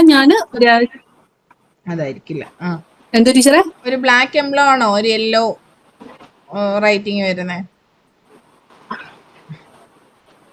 അല്ല, കൊറേ നാളെ വീഡിയോ ഇട്ടിട്ട്. ഇപ്പൊ മുമ്പ് കൊറേ വർഷങ്ങൾക്ക് മുമ്പ് ഇട്ടത്, പിന്നെ ഇട്ടിട്ടൊന്നുമില്ല. ഞാന് ടീച്ചറെ 2-3 വീഡിയോസ് ഇട്ടതേ ഉള്ളു. അതൊക്കെ പൊടി തട്ടി എടുത്തിട്ടേ ആ ഹോബിയുടെ സ്ഥാനത്ത് അങ്ങനെ എഴുതാനായിട്ട് ശ്രമിക്കാം. കണ്ടന്റ് ക്രിയേറ്റർ എന്നുള്ള രീതിയിൽ കേട്ടോ. കണ്ടന്റ് ക്രിയേറ്റർ എന്ന് എഴുതുമ്പോഴേ അതിൽ കൂടുതൽ വിശദീകരിച്ച് നമ്മൾ എഴുതാത്തപ്പോൾ തന്നെ അവര് ചോദിക്കും എന്ത് തരം കണ്ടന്റ് എന്താണ് എന്ന് ചോദിക്കുമ്പോൾ നമുക്ക് വ്യക്തമായിട്ട് പറയാൻ പറ്റും. അവിടെ ഇരുന്ന് എന്തായാലും അവർ അടിച്ചു സാധ്യതയില്ല ഫോൺ എടുത്ത്. പിന്നെ കുറച്ചുകൂടെ വീഡിയോസ് ഒക്കെ ഇട്ട് ഒന്ന് സെറ്റപ്പ് ആക്കി എടുക്കുക. അതുപോലെ മറ്റുള്ളവരും അതുപോലെ നിങ്ങളുടെ ഇഷ്ടങ്ങൾ അനുസരിച്ച്. അഞ്ജലി ടീച്ചറെ, എന്താണ് വേറെ ഹോബി? എന്താണ്? ഞാൻ ക്രാഫ്റ്റ് വർക്കിങ്ങും ട്രാവലിങ്ങും ആയിരുന്നു എഴുതിയത്. ടീച്ചറിന് എത്ര വയസ്സുണ്ട്? ട്രാവലിംഗ് എഴുതാൻ പറ്റുമോ ടീച്ചറെ? എഴുതാൻ ടീച്ചറെ. അപ്പോഴെന്തൊക്കെ ചോദ്യമായിരിക്കും? ട്രാവലിംഗ്, കണ്ട സ്ഥലം, പോയ സ്ഥലമൊക്കെ ചോദിക്കൂല്ലേ? ലാസ്റ്റ് പോയ എത്ര ഡിസ്റ്റൻസ് ഉണ്ട് അങ്ങനെയൊക്കെ ചോദിക്കും. നമുക്ക് അറിയില്ലെങ്കിൽ നിസ്സാരമായിട്ട് അത് അറിയില്ല എന്ന് തന്നെ പറഞ്ഞോളൂ. നിങ്ങൾ കണ്ടതിൽ ഏറ്റവും ഇഷ്ടപ്പെട്ട സ്ഥലം, LP സ്കൂളിലെ കുട്ടികളെ നിങ്ങൾക്ക് വിനോദയാത്രയ്ക്ക് കൊണ്ടുപോകാൻ പറ്റിയ സ്ഥലം ഏതാണ്, പിന്നെ ഫീൽഡ് ട്രിപ്പും പിന്നെ അല്ലാതെ വിനോദയാത്രയും തമ്മിലുള്ള വ്യത്യാസം, പഠനയാത്രയും വിനോദയാത്രയും തമ്മിലുള്ള വ്യത്യാസം, ഇതെല്ലാം. ടീച്ചർ ഒരു ടീച്ചറിന്റെ ഇന്റർവ്യൂവിന്റെ അനുഭവം പറഞ്ഞപ്പോ അവര് ട്രക്കിംഗ്, ഈ വനയാത്ര ഉണ്ടല്ലോ, അതാണ് അവര് വെച്ചത്. അപ്പൊ അതിനെക്കുറിച്ച് ഈ വനവുമായി ബന്ധപ്പെട്ട സർവ്വ കാര്യങ്ങളും ചോദിച്ചു എന്ന്. അവര് ഇന്ത്യയിലെയും കേരളത്തിലെയും കാര്യങ്ങൾ തിരക്കിട്ട്, പക്ഷെ ലോകവുമായിട്ട് ബന്ധപ്പെട്ട കാര്യം ചോദിച്ചപ്പോ അത് അറിയില്ല, ടീച്ചറിന് അറിയില്ല. പക്ഷെ കേരളത്തിലെ ഇന്ത്യയിലെ അത് അങ്ങോട്ട് അവർ ആവശ്യപ്പെട്ടു. എനിക്ക് ഇന്നത് അറിയാമെന്ന് അങ്ങോട്ട് പറഞ്ഞു. അപ്പൊ വനത്തിനെ കുറിച്ച് എന്തെല്ലാം ഉണ്ട് അത് പോയി ചോദിക്കുന്നു. എന്തോ അമൃത ടീച്ചറെ? വനവുമായി ബന്ധപ്പെട്ടിട്ടുള്ള ഈ വനയാത്ര പറഞ്ഞപ്പോൾ, ട്രക്കിംഗ് പറഞ്ഞപ്പോൾ ലാസ്റ്റ് എന്തോ പറഞ്ഞെന്നാ ചോദിച്ചേ. അങ്ങോട്ട് ആവശ്യപ്പെട്ടത് എന്തോ വലുതാണ് ചോദിച്ചത്. ലോകത്തിലേക്ക് വെച്ച് തന്നെ എന്തോ വലിയ എന്തോ, അത് അവര് കൃത്യമായിട്ട് പറയുന്നില്ല. അപ്പൊ അവര് പറഞ്ഞു എനിക്ക് ലോകത്തിലെ അറിയില്ല, പക്ഷെ ഇന്ത്യയിലെയും കേരളത്തിലെയും ഇതാണെന്ന് ഊന്നി പറഞ്ഞു. അതെ. അങ്ങനെ സമയോചിതമായിട്ട് ആ ഒരു സമയത്ത് വ്യക്തമായിട്ട് മറുപടി പറഞ്ഞ് പിടിച്ചു നിൽക്കുക എന്നുള്ളതാണ്. അത് നല്ലൊരു തന്നെയാണ്. നമുക്ക് അറിയില്ല, ഓക്കെ, അറിയില്ലെങ്കിൽ അറിയുന്നത് ഇന്നതാ, ഇതിനെ കുറിച്ചാണെങ്കിൽ എനിക്കറിയാം എന്ന് പറഞ്ഞത് വളരെ നല്ല കാര്യം. ഇതൊക്കെ നമുക്ക് നമ്മുടെ ഇന്റർവ്യൂവിന് പോകുന്നതിന് മുമ്പ് ഒരുപാട് ടീച്ചേഴ്സിന്റെ ഇന്റർവ്യൂ അനുഭവങ്ങൾ കുറേയൊക്കെ നമ്മുടെ കയ്യിലുണ്ട്. കഴിഞ്ഞ പ്രാവശ്യത്തെ മിക്കവരുടെയും റെക്കോർഡഡ് വീഡിയോ നമ്മുടെ കയ്യിലുണ്ട്, ഇതുപോലെ ഗൂഗിൾ മീറ്റിന്റെ. അതൊക്കെ നിങ്ങൾക്ക് തരും. പിന്നെ അഞ്ജലി ടീച്ചർ എത്ര വയസ്സുണ്ടെന്നാ ഞാൻ ചോദിച്ചേ? 25. ആണോ? കൊച്ചു സൗണ്ട്, അതുകൊണ്ടാ ചോദിച്ചേ. മാം ഒരു ഡൗട്ട് ചോദിച്ചോട്ടെ? Excuse me ma'am. പറഞ്ഞോ ടീച്ചറെ. ജോലി മാം, ഈ ബയോഡേറ്റ പ്രിപ്പയർ ചെയ്യുന്നതില്ലേ, അത് എപ്പോഴാണ് അത് പ്രിപ്പയർ ചെയ്ത് കൊടുക്കുക എന്നുള്ളത്? പ്രിപ്പയർ ചെയ്യുന്നത് നമ്മള് നേരത്തെ തന്നെ ടീച്ചിങ് ആസ്പിരൻസിൽ ചെയ്യുന്നതെന്ന് വെച്ചാൽ ബയോഡേറ്റ ഫോം നമ്മുടെ കയ്യിൽ ഓൾറെഡി ഉണ്ട്. PSCക്ക് സാധാരണ ഫില്ല് ചെയ്യുന്ന ഫോം നമ്മുടെ കയ്യിലുണ്ട്. നമ്മളത് നിങ്ങൾക്ക് PDF തരികയും നിങ്ങളത് റഫായിട്ട് പലതവണ ഫില്ല് ചെയ്യുകയും ചെയ്യും. അതായത് ഒരു തവണ ഫില്ല് ചെയ്ത് അതിൽ എന്തൊക്കെ എഡിറ്റ് വരുത്തണമെന്ന് ഞാൻ പറഞ്ഞു തരികയും അതനുസരിച്ച് നിങ്ങൾക്ക് വീണ്ടും മാറ്റങ്ങൾ വരുത്തി ഫില്ല് ചെയ്ത് ഏറ്റവും പെർഫെക്റ്റ് ആയിട്ട് ഒരെണ്ണം നമ്മൾ കൊണ്ടുപോകും. ഇന്റർവ്യൂവിന്റെ ദിവസം നമ്മൾ അത് കൊണ്ടുപോയിട്ട് അവിടെ ചെന്ന് അവർ തരുന്ന ഫോമിലാണ് നമ്മൾ ഫില്ല് ചെയ്ത് കൊടുക്കേണ്ടത്. ഇത് കൈവശം ഉള്ളത് കൊണ്ട് തെറ്റ് കൂടാതെ നമുക്ക് എഴുതാൻ പറ്റും.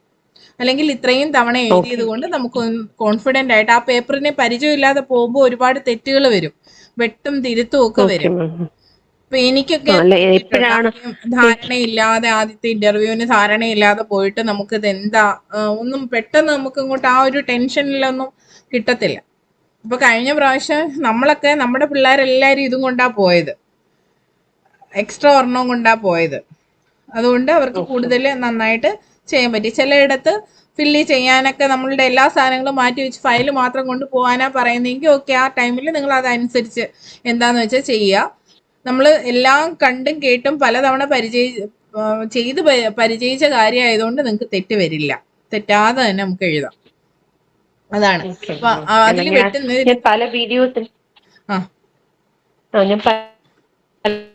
വീഡിയോസിൽ ഈ ബയോഡേറ്റ പ്രിപ്പയർ ചെയ്യുന്നതിനെ കുറിച്ച് കേട്ടു. അപ്പൊ അത് എപ്പോഴാണ് അല്ലെങ്കിൽ ഏത് സന്ദർഭത്തിലാണ് അത് ചോദിക്കുന്നത്, അത് കൊടുക്കേണ്ടത് എനിക്ക് അറിയത്തില്ലായിരുന്നു, അതാണ് ചോദിച്ചത്. ഞാൻ അതിനകത്തെ ഓരോ ചോദ്യവും ഇപ്പൊ നമ്മൾ ഡിസ്കഷനിൽ വെക്കുക ചെയ്യുന്നത്. ആദ്യം ഡിസ്കഷനിൽ വെച്ചിട്ട് അതിൽ എന്തൊക്കെ മാറ്റമോ, നമ്മൾ ഈ സംസാരിക്കുമ്പോൾ തന്നെ അതിൽ എന്തൊക്കെ മാറ്റങ്ങളാണ് വരുത്തേണ്ടതെന്നൊക്കെ പറഞ്ഞ് ഇപ്പൊ തന്നെ നിങ്ങളോട് പറഞ്ഞല്ലോ, വ്യത്യസ്തമായിട്ട് ഇപ്പൊ അനുഷ ടീച്ചറിനോട് പറഞ്ഞു കണ്ടന്റ് ക്രിയേറ്റർ എന്നുള്ള രീതിയിൽ കൊടുക്കണം എന്നുള്ളതൊക്കെ നമ്മുടെ നിർദ്ദേശങ്ങളാണ്. ഇതൊക്കെ മനസ്സിലാക്കിയതിന് ശേഷം മാത്രം നമ്മളത് ഫില്ല് ചെയ്താൽ മതി. ഏറ്റവും ഒടുവിൽ ഒരു ഇടയ്ക്ക് വെച്ചിട്ട് പറയും PDF ഇട്ട് തരും, നിങ്ങളത് കോപ്പി എടുത്ത് ഫില്ല് ചെയ്യാം.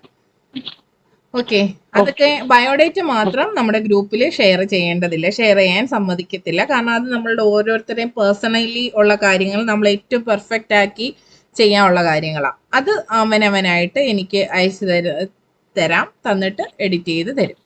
അതുപോലെ ടീച്ചിങ് മാനുവൽ നമ്മൾ തയ്യാറാക്കണം. അത് ഒരിക്കലും ഇന്റർവ്യൂ ബോർഡ് അങ്ങ് നിങ്ങളുടെ ടീച്ചിങ് മാനുവൽ ചോദിക്കില്ല. അതിനല്ല ടീച്ചിങ് മാനുവൽ തയ്യാറാക്കണമെന്ന് പറയുന്നത്. ഓരോ വിഷയത്തിന്റെയും ടീച്ചിങ് മാനുവൽ വേണം. നമ്മളിപ്പോൾ നമ്മുടെ സബ്ജക്ട് ഇംഗ്ലീഷാണ്, എൻ്റെത് ഇംഗ്ലീഷാണ് സബ്ജക്റ്റ്. അപ്പം ഞാൻ ചെല്ലുമ്പോൾ എന്നെ ഇംഗ്ലീഷേ എടുക്കാൻ പറയുമെന്നല്ല ചിന്തിക്കേണ്ടത്. നമ്മൾ പോകുന്നത് LP UP പരീക്ഷ എഴുതിയിട്ടാണ്. എല്ലാ സബ്ജക്റ്റും നമ്മൾ എടുത്തേ പറ്റൂ. അപ്പോൾ എല്ലാ വിഷയത്തിനും ഒരു ക്ലാസ് എടുക്കാൻ പറഞ്ഞാൽ നമ്മൾ പ്രിപ്പയർഡ് ആയിരിക്കണം.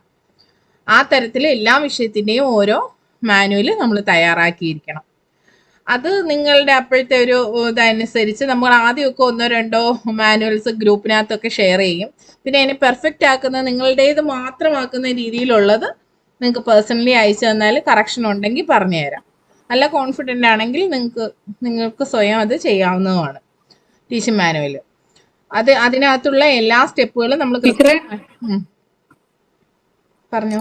പഴയതിൽ നിന്നൊക്കെ മാറ്റമില്ലേ ടീച്ചർ? ഞാനൊക്കെ കുറെ നാള് മുമ്പ് പഠിച്ചത്, അപ്പൊ ഇപ്പോഴത്തെ അപ്ഡേറ്റഡ് ആയിട്ടുള്ളതൊന്നും കാര്യമായ മാറ്റമില്ല. കുറെ മാറ്റങ്ങളില്ല. ഇല്ല, കാര്യമായ മാറ്റങ്ങളില്ല. അതായത് നമ്മളോട് പറയുന്നത് പിന്നെ ക്ലാസ് എടുക്കാനാ. അപ്പൊ എന്തായാലും ക്ലാസ് എൻ്റർ ചെയ്യുമ്പോഴേ നമ്മൾ കുട്ടികളെ ഒരു ആപ്പോ ക്രിയേറ്റ് ചെയ്യുക, അല്ലെ അവരോട് നമ്മളിങ്ങനെ സൗഹൃദ സംഭാഷണം മലയാളത്തില് അല്ലേ, പണ്ടുള്ള നേരത്തെ കുടിച്ചോ അങ്ങനെയുള്ള കാര്യങ്ങളെക്കാൾ ഏറ്റവും നല്ലതായിട്ട് ആ ക്ലാസ്സുമായിട്ട് ബന്ധപ്പെടുത്തിയോ ഒക്കെ സൗഹൃദ സംഭാഷണത്തിൽ ഏർപ്പെടുന്നു.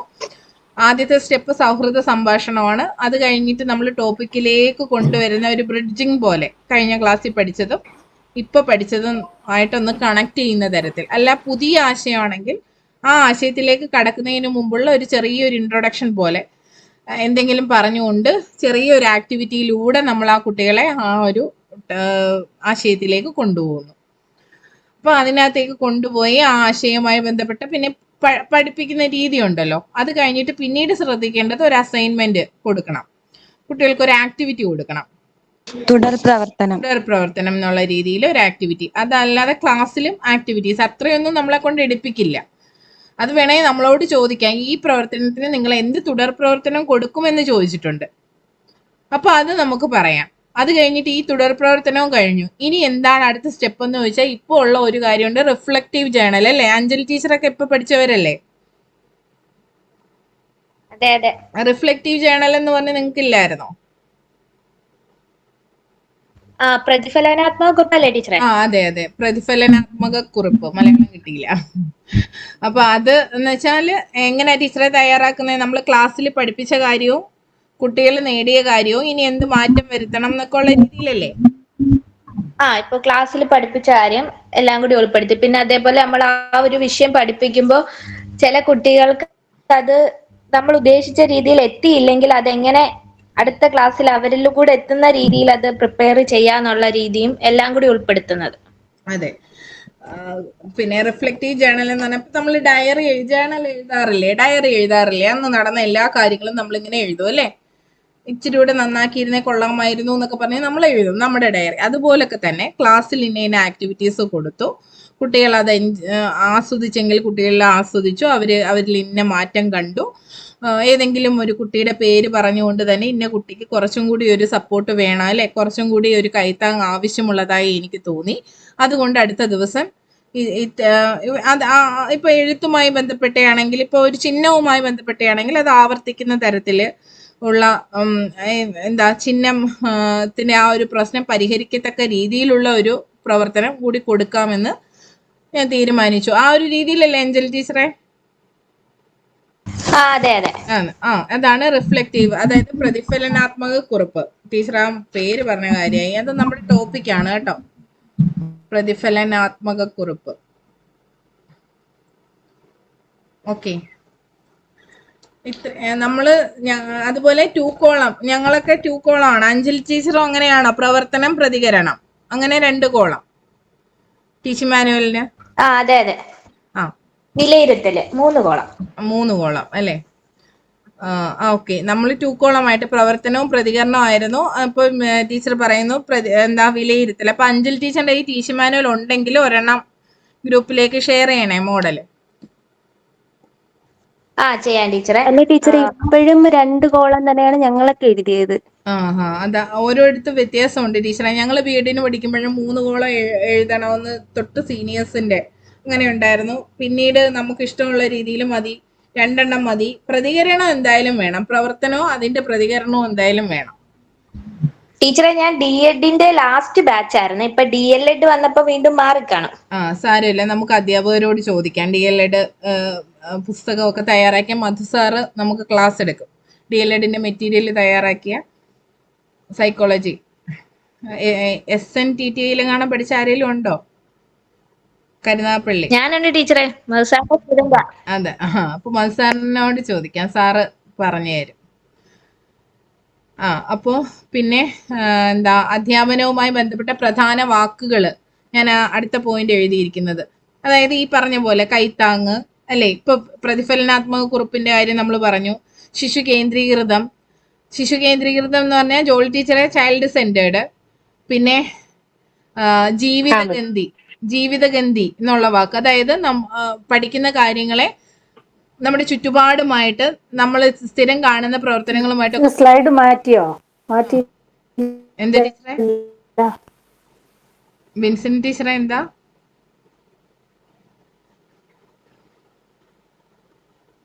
ടീച്ചർ സ്ലൈഡ് മാറ്റിയായിരുന്നോ? ഈ ആദ്യം കിടക്കുന്നേ അഭിമുഖ പരീക്ഷയെ എങ്ങനെ അഭിമുഖീകരിക്കാം, ആ സ്ലൈഡ്. അതല്ലേ അത് തന്നെ. അല്ലാതെ വേറെ ഇല്ല ടീച്ചറെ, ഇത് തന്നെ. അതായത് അധ്യാപനവുമായി ബന്ധപ്പെട്ട പ്രധാന വാക്കുകൾ ഉപയോഗിക്കൽ എന്ന് ഞാനൊരു പോയിന്റ് ഇവിടെ എഴുതിയിട്ടുണ്ട്. കാണുന്നില്ലേ? സാരമില്ല, ഇത് ഞാൻ നിങ്ങൾക്ക് ഷെയർ ചെയ്യാം. അപ്പം നമ്മൾ എന്ത് ചോദിച്ചാലും ശിശു കേന്ദ്രീകൃത സമീപനം ഇങ്ങനെയുള്ള വാക്കുകളിൽ പുട്ടിന് പീരിടുന്നത് പോലെ ഉപയോഗിക്കാനായിട്ട് ശ്രദ്ധിക്കുക. അപ്പൊ ഈ കണ്ടന്റ് ഒക്കെ നന്നായിട്ട് അറിയാം എന്നുള്ളൊരു ധാരണ കൊടുക്കണം കേട്ടോ. നമുക്ക് അറിയുന്ന കുറേ വാക്കുകളുണ്ട്, അതായത് അതെല്ലാം നമ്മൾ ടോപ്പിക്കായിട്ട് ഡിസ്കസ് ചെയ്യും, അതുകൊണ്ട് കുഴപ്പമില്ല. ഇപ്പം ജീവിതഗന്ധി എന്ന് ഉദ്ദേശിക്കുന്നത് എന്താ? നമ്മളിപ്പോ കണക്ക് പഠിക്കുന്നു, കൂട്ടാൻകൂട്ടി പഠിക്കുന്നുണ്ട്. ചുറ്റുപാടുമായിട്ട്. അതെ. സങ്കലനം പഠിക്കുന്നുണ്ട്. സങ്കലനം പഠിച്ചിട്ട് അത് ജീവിതഗന്ധി ആവുന്നത് എപ്പോഴാ? നമ്മള് സ്കൂളിൽ ചെറിയൊരു കട നടത്തുന്നു അല്ലെ, പച്ചക്കറി കട നടത്തുന്നു സ്കൂളിൽ, അല്ലെങ്കിൽ എന്തെങ്കിലും ഒരു ചെറിയൊരു കച്ചവടം നടത്തുന്നു. അവിടെ കളിപ്പൈസ ആയിരിക്കാം ഉപയോഗിക്കുക. ആ ഒരു രീതിയിൽ പ്രാക്ടീസ് ചെയ്യിപ്പിച്ച ശേഷം നമ്മൾ കടകളിലേക്ക് കുട്ടികളെ നേരിട്ട് കൊണ്ടുപോയി അവർക്ക് പൈസ കൊടുക്കാനും ബാലൻസ് വാങ്ങാനും ഒക്കെയുള്ള ഒരു അവസരം ഒരുക്കി കൊടുത്തുകൊണ്ട് നമുക്ക് അതിനെ ജീവിതഗന്ധിയാക്കി കൂടെ. അപ്പോൾ അതുപോലുള്ള പദങ്ങളെല്ലാം നമ്മൾ ഒന്നുകൂടി പൊടി തട്ടിയെടുക്കണം. അപ്പോൾ നിങ്ങളുടെ കയ്യിൽ ഇപ്പം തന്നെ മെറ്റീരിയൽസ് കാണും, ഒന്നുമില്ലാത്തവർക്ക് റാങ്ക് ഫയലെങ്കിലും കാണും. അപ്പോൾ അതൊക്കെ ഒന്ന് പൊടി തട്ടിയെടുത്ത് ജസ്റ്റ് വെറുതെ ഇരിക്കുമ്പോൾ കുറച്ചൊന്ന് വായിച്ചു നോക്കുക. പിന്നെ DLEDന്റെ മെറ്റീരിയലുകൾ സൈറ്റുകളിൽ ലഭ്യമാണ്, അതെല്ലാം ഒന്ന് ഇട്ട് തരാനായിട്ട് ഞാൻ ശ്രമിക്കാം. ഡൗൺലോഡ് ചെയ്ത് മിൻസിൻ ടീച്ചറെ കയ്യിലുണ്ടോ നമ്മൾ നേരത്തെ എടുത്ത PDF ഒക്കെ? ഞാൻ നോക്കാം, അമൃത ടീച്ചർ കാണുമായിരിക്കും, ഉണ്ടെങ്കിൽ ഞാൻ ഇടാം. രണ്ടുപേരെയും കൈ കാണും. ടീച്ചർ ഉണ്ടെങ്കിൽ ഇട്ടേക്കാം ടീച്ചർ. ഉള്ളതിട്, ബാക്കി നമുക്ക് ഡൗൺലോഡ് ചെയ്തെടുക്കാം. അപ്പൊ അതൊന്ന് വായിച്ചാൽ മതി. നമ്മളൊക്കെ പണ്ട് പഠിച്ച്, ഞാനൊക്കെ TTC ആണ്, TTC പഠിച്ചവരെക്കാൾ ഏറ്റവും നല്ല ടെക്സ്റ്റ് ആണ് DLEDന്റേത്. വേണ്ട കാര്യങ്ങളേ ഉള്ളൂ, പോയിന്റ് ആയിട്ടുണ്ട്. അപ്പൊ അത് കൂടുതൽ മനസ്സിലാവും. പിന്നെ നമുക്ക് അധ്യാപക മിത്രമൊക്കെ മാത്രമേ ഉള്ളായിരുന്നുള്ളൂ, വേറെ പ്രത്യേകിച്ച് ടെക്സ്റ്റ് ഒന്നും ഇല്ലായിരുന്നു. ഇല്ല, വേറെ ടെക്സ്റ്റുകളൊന്നുമില്ല, അധ്യാപക മിത്രമായിരുന്നു നമ്മുടെ എല്ലാം. പിന്നെ ഒരു വിദ്യാഭ്യാസ പരിവർത്തനത്തിന് ആമുഖം എന്നും പറഞ്ഞുകൊണ്ട് ഒരു ടെക്സ്റ്റും ഉണ്ടായിരുന്നു, അല്ലാണ്ട് വേറെ ഒന്നുമില്ല. അതെ, ഈ DLEDന്റെ ടെക്സ്റ്റ് കണ്ടപ്പോഴാ ഇത്രയും നല്ല പുസ്തകങ്ങളൊക്കെ ഉണ്ടല്ലോ എന്ന് തോന്നിയത്. അപ്പോൾ നമ്മൾ ഇതെല്ലാം ഡിസ്കസ് ചെയ്തു, എന്തൊക്കെയാണ് അഭിമുഖം നടത്തുമ്പോൾ ശ്രദ്ധിക്കേണ്ടത്, പിന്നെ എന്തുകൊണ്ട് അധ്യാപനം എന്നുള്ള ടോപ്പിക്ക് വ്യക്തമായി പഠിച്ചുകൊണ്ട് പോവുക. ഓക്കെ.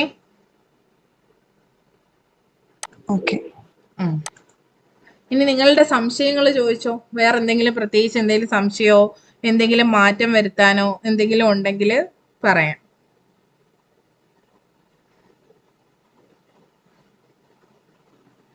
ഇതിപ്പോ ഇന്നത്തെ സെക്ഷൻ എന്ന് വെച്ചാല് ഇതിനകത്ത് നമ്മൾ ഇതുവരെ പഠിച്ച കാര്യങ്ങളെ കുറിച്ച് ഞാൻ ചോദിക്കേണ്ടതാണ്. പിന്നെ എല്ലാം കൂടെ എടുത്തിട്ട് കുളമാക്കുന്നില്ല. ഇനി എന്തെങ്കിലും പെട്ടെന്നൊരു ടെൻഷൻ ആയാലോ എന്നൊക്കെ വെച്ചിട്ടാണ് ഈ ഒരു സൗഹൃദപരമായ രീതിയിൽ ഇങ്ങനെ അങ്ങ് പോകുന്നത്. ബിൻസിന് ടീച്ചർ പറയും, ടീച്ചർ എന്നുള്ള നിലയിൽ പേടിയാന്ന്, അങ്ങനൊന്നും വേണ്ട. പിന്നെ അത് വേറെ അത് PSCയുടെ ഒരു കോച്ചിങ് ഉണ്ടായിരുന്നു ടീച്ചിങ് ആസ്പിരൻസിന്. ആ സമയം പഠിച്ചില്ലെങ്കിൽ നമ്മൾ ഇങ്ങനെ എന്തെങ്കിലുമൊക്കെ ഒന്ന് പറയുമായിരുന്നു. പക്ഷെ ഇവിടെ അതായത് നമ്മുടെ ഇന്റർവ്യൂവിന്റെ ബാച്ച് വരുമ്പോൾ നമ്മൾ എപ്പോഴും ഫ്രണ്ട്ലി തന്നെയാണ്. ഞാൻ നിങ്ങളുടെ പേഴ്സണൽ ട്രെയിനർ, അതുപോലെ നിങ്ങളുടെ സുഹൃത്ത്, ആ ഒരു ലെവലിലാണ്. അപ്പോൾ അങ്ങനെ തന്നെ നിന്നുകൊണ്ട് നമ്മളെല്ലാം ഒന്നിച്ച് നമ്മുടെ ലക്ഷ്യത്തിലേക്ക് എത്തുക, ഏറ്റവും നല്ല അധ്യാപകരാകുക. വെറുതെ ഒരു ജോലിയും കിട്ടാത്തതുകൊണ്ട് അധ്യാപകരാകാൻ ശ്രമിക്കുന്നവർ ഇപ്പൊ തന്നെ എല്ലാം നിർത്തിപ്പൊക്കോ. ഈ ഒരു ഗ്രൂപ്പിനകത്ത് നിങ്ങൾക്ക് സ്ഥാനമില്ല. മറിച്ച് ചെല്ലുന്നിടത്ത് ഇപ്പം നടന്ന ഒരു കാര്യം പറയാം. വലിയ ആശയങ്ങളൊക്കെ കൊടുത്ത് നല്ല രീതിയിലൊക്കെ നമ്മൾ ട്രെയിനിങ് ഒക്കെ കൊടുത്ത് ഒരുപാട് നല്ല സ്പിരിറ്റോടെ പോയ ചില അധ്യാപകര് പോയിട്ട് അപ്പോയിന്റ്മെന്റിന്റെ സമയമായപ്പം കുട്ടികൾ കുറഞ്ഞ സ്കൂളുണ്ടോ എന്ന് ചോദിച്ചൊരവസ്ഥയുണ്ട്. ദയവേത് അങ്ങനൊന്നും ചെയ്യാതെ കുട്ടികൾ കുറഞ്ഞ സ്കൂൾ നിങ്ങൾ തിരഞ്ഞെടുത്തോ. നമ്മളില്ല മാണിക്കക്കല്ല് സിനിമയൊക്കെ കണ്ട കണക്ക് അവിടെ പോയിട്ട് കുട്ടികളെ കൂട്ടാൻ ശ്രമിച്ചാൽ കൊള്ളാം. പക്ഷെ എനിക്ക് സൗകര്യം ഇതാ, 3-4 പിള്ളേരേ ഉള്ളൂ എന്നൊക്കെ പറഞ്ഞിരിക്കാതെ ചെന്നാൽ നല്ല പ്രവർത്തനങ്ങളൊക്കെ കാഴ്ചവെച്ച് ഏറ്റവും നല്ല അധ്യാപകരായി നമ്മുടെ വരുന്ന തലമുറയെ ഏറ്റവും മികച്ചതാക്കാൻ വേണ്ടിയിട്ട് നമ്മളെപ്പോലെ സാമൂഹ്യ സേവനം ചെയ്യുന്ന വേറെ ഒരു വിഭാഗവും ഇല്ല. അധ്യാപന സാമൂഹ്യ സേവനമാണോ എന്ന് ചോദിച്ചാൽ അവിടെ നമുക്ക് വേതനം കിട്ടുന്നത് കൊണ്ട് അതിനെ സേവനം എന്ന് പറയാൻ പറ്റില്ലെങ്കിലും നമ്മൾ ചെയ്യുന്നത് സേവനമൊക്കെ തന്നെയാണ്, അല്ലേ? ഈ നമ്മൾ ശമ്പളം വാങ്ങിക്കുന്ന ഒന്നിനെയും നമുക്ക് സത്യത്തിൽ സേവനം എന്ന് പറയാൻ പറ്റില്ല. ഡോക്ടേഴ്സും നഴ്സും എല്ലാവരും ശമ്പളം വാങ്ങിക്കുന്നെങ്കിൽ അതിനെ നമുക്ക് സേവനം എന്ന് പറയാൻ പറ്റുമോ എന്ന് സംശയമാണ്. മറിച്ച് നമ്മൾ ചെയ്യുന്നത് ഒരു ഉദാത്തമായ ഒരു തൊഴിലാണ്. ആ തൊഴിലിനേക്കാൾ ഉപരി അതിനെ കാണാൻ നമുക്ക് പറ്റണം. ഈ ആശയങ്ങൾ എപ്പോഴും മുറുകെ പിടിക്കാനും സധൈര്യം മുന്നോട്ട് പോകാനും ശ്രമിക്കണം. അധ്യാപനം പോലെ പാരവെപ്പ് കിട്ടുന്ന യാതൊരു ഫീൽഡും ഇല്ലെന്നാണ് എനിക്ക് തോന്നിയിട്ടുള്ളത്. പക്ഷേ അങ്ങനെയൊന്നും വരാതെ ഏറ്റവും നല്ല അന്തരീക്ഷത്തിൽ ജോലി ചെയ്യാൻ നിങ്ങൾക്ക് കഴിയട്ടെ. നമുക്ക് എല്ലാവർക്കും എത്രയും വേഗം ഉയർന്ന റാങ്ക് വാങ്ങി എത്രയും പെട്ടെന്ന് ജോലിയിൽ പ്രവേശിക്കാൻ കഴിയട്ടെ. സപ്ലിയിലൊന്നും ആവാതിരിക്കട്ടെ. എല്ലാവരും മെയിനിൽ തന്നെ കയറിപ്പറ്റി പെട്ടെന്ന് ജോലി കിട്ടട്ടെ. അതാണ് എൻ്റെ ആഗ്രഹം. പിന്നെ ഈ വസ്ത്രധാരണത്തിന്റെ കാര്യം പറഞ്ഞപ്പോഴേ എൻ്റെ ഒരു അനുഭവം പറഞ്ഞോ അൻഷി ടീച്ചറെ പറഞ്ഞോ. ടീച്ചറെ നമ്മുടെ മാർക്ക് അറിയാൻ പറ്റുമോ ടീച്ചറെ? ഇനിയിപ്പോ ഷോർട്ട് ലിസ്റ്റ് വരുമ്പോൾ മാർക്ക് അറിയാം ടീച്ചറെ. റിട്ടൺ എക്സാമിന്റെ മാർക്ക് അറിയാൻ പറ്റും. ഇല്ലയോ ടീച്ചറെ? അതോ അല്ല നമ്മുടെ ആണോ? അല്ല, നമ്മളൊന്നും എഴുതിയപ്പോ അങ്ങനെ അല്ലായിരുന്നല്ലോ. അല്ല, അത് കഴിഞ്ഞിട്ടല്ലേ അറിയാൻ ആദ്യം പറ്റൂ. മെയിൻ ആണോ അല്ല അല്ല സപ്ലി ആണോ ഷോർട്ട് എന്നുള്ളതാ ലിസ്റ്റ് ടീച്ചറെ. അല്ല ഷോർട്ട് ലിസ്റ്റ് വരുമ്പോഴേ നമ്മുടെ പ്രൊഫൈലിൽ തന്നെ നമ്മുടെ മാർക്ക് വരും. സാധാരണ മുമ്പ് അതെ. കഴിഞ്ഞ എക്സാമിനെല്ലാം അങ്ങനെ ആയിരുന്നു. ഏത് അല്ല, എക്സാം ഇതിനിടയ്ക്ക് കഴിഞ്ഞാലും 2 നമുക്ക് എക്സാമിന് വരും. വന്നിട്ടുണ്ട്. പിന്നെ അത് കഴിഞ്ഞ് പിന്നും അത് അവരങ്ങ് നിർത്തിയായിരുന്നല്ലോ. പിന്നെയുള്ള എക്സാമിനൊന്നും ഇട്ടില്ല. ഇല്ല, എനിക്ക് മറ്റേ ഈ ഇടയ്ക്ക് വന്ന മറ്റേ വന്നായിരുന്നല്ലേ? ഏതിനൊക്കെ എനിക്ക് വന്നിട്ടുണ്ട്. എന്റെ പ്രൊഫൈലിൽ കിടപ്പുണ്ട്. ഡിഗ്രി ലെവൽ അല്ല, എക്സാം ഇത് നമ്മുടെ ഇന്റർവ്യൂ ഉള്ള എക്സാം ആയതുകൊണ്ടാണ് ഒരു വ്യത്യാസം വരാൻ സാധ്യതയുള്ളത്. ഇന്റർവ്യൂ ഉണ്ടല്ലോ, ഇന്റർവ്യൂവിന് മാർക്ക് ഉണ്ടല്ലോ. സെപ്പറേറ്റ് പക്ഷെ അറിയാൻ ടീച്ചറെ ടീച്ചറെ. ഇതിന് മുന്നേ ഏതോ റിസൾട്ട് വന്നപ്പോഴത്തേക്ക് വേറെ ഏതോ രീതിയിൽ കയറിയാണ് ഞാൻ LP-യുടെ മാർക്ക് നോക്കി. അത് കുറച്ച് നാളെങ്ങാണ്ട് മാത്രമേ നമുക്ക് കാണാൻ പറ്റത്തുള്ളായിരുന്നു. LP-യുടെ മുൻപ് കഴിഞ്ഞ പ്രാവശ്യം അങ്ങാണ്ട് പിന്നെ അത് കാണാൻ പറ്റത്തില്ലായിരുന്നു അതിന്റെ മാർക്ക്. അതുകൊണ്ട് എനിക്ക് LP-യുടെ കാര്യം അറിയത്തില്ല. ബാക്കി എക്സാമിനൊക്കെ ഷോർട്ട് ലിസ്റ്റ് വന്ന് 2-3 ദിവസം കഴിയുമ്പോൾ നമ്മുടെ പ്രൊഫൈൽ കയറി ചെക്ക് ചെയ്താൽ കാണാൻ പറ്റും. ഇത് നമുക്ക് ആദ്യം വരുന്ന ഷോർട്ട് ലിസ്റ്റിൽ മെയിൻ ആണോ സപ്ലി ആണോ എന്നേ അറിയാൻ പറ്റൂ എന്നാണ് എൻ്റെ ഒരു ഓർമ്മ. അത് കഴിഞ്ഞിട്ട് നമുക്ക് വരുന്ന റാങ്ക് ലിസ്റ്റ് എനിക്കും വരുമ്പോൾ അങ്ങനെയാണ് ഇന്റർവ്യൂവിന്റെ തോന്നുന്നത്. മാർക്ക് കൂടെ ആഡ് അതെ, ചെയ്ത് വരുമ്പോൾ ഇന്റർവ്യൂവിന് എത്ര മാർക്കുണ്ട്, റിട്ടൺ എക്സാമിന് എത്ര മാർക്കുണ്ടെന്ന് സെപ്പറേറ്റ് ചെയ്ത് അറിയാൻ പറ്റും. ആ പഴയ മാം ഈ ഒന്ന് എടുത്ത് നോക്കണേ നിങ്ങൾ. മാം ഈ സർട്ടിഫിക്കറ്റ് അപ്ലോഡ് ചെയ്യാൻ പറഞ്ഞ എല്ലാവരും ഷോർട്ട് ലിസ്റ്റിൽ വരും എന്നുണ്ടോ? ഇല്ല, നിർബന്ധമില്ല ടീച്ചറെ. അവർക്ക് വേണ്ടതിനേക്കാൾ ഉപരി കുറച്ച് പേർക്കും കൂടെ മെസ്സേജ് പോകാനാണ് എല്ലാ പ്രാവശ്യവും സാധ്യത. പിന്നെ റിസർവേഷൻ ഒക്കെ കാറ്റഗറി ആണെങ്കിൽ ഒരുവിധം എല്ലാവരും വരാനും സാധ്യതയുണ്ട്. നമുക്കൊന്നും പറയാൻ പറ്റത്തില്ല. ഇപ്പൊ നാണ്ടെ കോട്ടയത്തിനല്ല ആലപ്പുഴ LP-ക്കൊക്കെ രണ്ടാമത് മെസ്സേജ് വന്നു. ഇന്ന് മെസ്സേജ് വന്നവരുണ്ട്. അതായത് മതിയായ എണ്ണം ഇല്ലാത്തത് കൊണ്ട് വീണ്ടും മെസ്സേജ് 2ാം ഘട്ടമായിട്ട് മെസ്സേജ് വന്നവരുണ്ട്. അപ്പൊ ഒന്നും നമുക്ക് പറയാൻ പറ്റില്ല. അങ്ങനെ 2ാം ഘട്ടമായിട്ട് വന്നിട്ടുണ്ടെങ്കിൽ ചിലപ്പം അവർക്ക് വീണ്ടും കുറെ. സത്യം തന്നെയാണോ ടീച്ചറെ ഇതൊക്കെ? എന്തോ? കാരണം ഫേക്ക് ന്യൂസ് ആവാൻ സാധ്യതയില്ല. കാരണം ഇത് മെസ്സേജ് വന്നവര് മെസ്സേജ് സർട്ടിഫിക്കറ്റിലെ പ്രശ്നങ്ങൾ കൊണ്ടാണെങ്കിലോ? അല്ല, മെസ്സേജ് ഞാൻ കണ്ടത്. ആ ടീച്ചറിന്റെ മെസ്സേജ് മുമ്പ് വന്നിട്ടില്ല. ഇന്ന് ഇങ്ങനെ ഒരു മെസ്സേജ് വന്നു. അപ്പൊ എനിക്ക് അയച്ചു തന്നു. എന്നിട്ടത് പിന്നെ ഇതിന്റെ തന്നെയാണോ എന്നുള്ളത് വെച്ചിട്ട് എനിക്ക് സ്ക്രീൻഷോട്ട് അയച്ചു തന്നു. അപ്പൊ അത് ഈ രണ്ടാമത് വരുന്നതിന്റെ നമുക്ക് സ്ക്രീൻഷോട്ട് കിട്ടുമ്പോൾ നമുക്ക് ഡേറ്റ് കാണാൻ പറ്റും. അത് നമുക്ക് എന്നാണോ അയച്ചത്, നമുക്ക് എന്നാണ് സർട്ടിഫിക്കറ്റ് ലാസ്റ്റ് ആയിട്ട് അപ്ലോഡ് ചെയ്യേണ്ട ഡേറ്റ് വരാനകത്ത് കൃത്യം കൊടുത്തിട്ടുണ്ട്. അപ്പൊ അത് ഫേക്ക് അല്ല. അങ്ങനെ. ഷോർട്ട് ലിസ്റ്റ് അതിൽ തന്നെ മെയിൻ ലിസ്റ്റും സപ്ലിമെന്ററിയും ഉണ്ടല്ലോ. അറിയാം ടീച്ചറെ. അപ്പൊ സപ്ലിമെന്ററിക്കകത്ത് വന്നു കഴിഞ്ഞ പ്രയോജനം ഇല്ലേ? സപ്ലിയിൽ വന്നാൽ സപ്ലിയിൽ ആദ്യം വരാൻ നമ്മൾ ശ്രമിക്കണം ടീച്ചറെ. സപ്ലി വരുന്നത് പിന്നെ അത്രത്തോളം ആളുകളെ ആവശ്യമുള്ളത് കൊണ്ടാണല്ലോ മെയിനിന്റെ കൂടെ ആ വിഭാഗക്കാരുടെ, അതായത് റിസർവേഷൻകാരുടെ സപ്ലിമെന്ററിയും കൂടെ ഇടുന്നത്.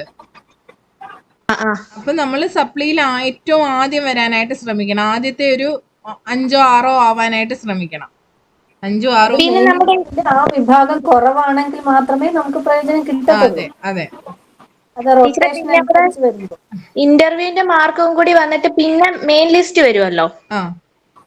അന്നേരം ഈ സപ്ലിയിലുള്ളവര് മെയിനിലോട്ട് പോവോ? ഇല്ല ടീച്ചറെ, ബസ്സില്ല അങ്ങോട്ട്. അതില്ല, അങ്ങോട്ടേക്ക് ബസ്സില്ല. നമ്മൾ എവിടെ അവിടെ. അങ്ങനെ ആയിരുന്നെങ്കിൽ എന്റെ മാർക്ക് നിങ്ങൾക്ക് നോക്കണം. ഞാൻ എവിടെ കിടക്കേണ്ടതാന്നല്ലേ മിൻസിൻ ടീച്ചറെ? അറിയില്ല ടീച്ചറെ. എന്റെയും മാർക്ക് സെയിം തന്നെ ടീച്ചറെ. 40 ആണ്. 40. അതെ.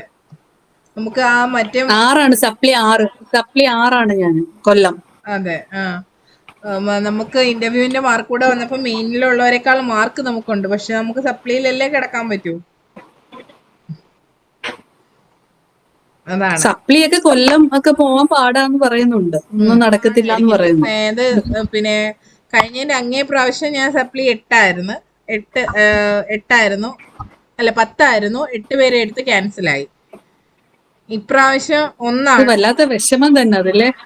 ഇപ്രാവശ്യം അതിൽ എനിക്ക് വലിയ ആദ്യത്തതിൽ വലിയ ആദ്യം അത്ര പ്രിപ്പയർ 8ൽ നിന്ന് 1ആയി. ഇനിയിപ്പം മെയിൻ ലിസ്റ്റ്. അതെ.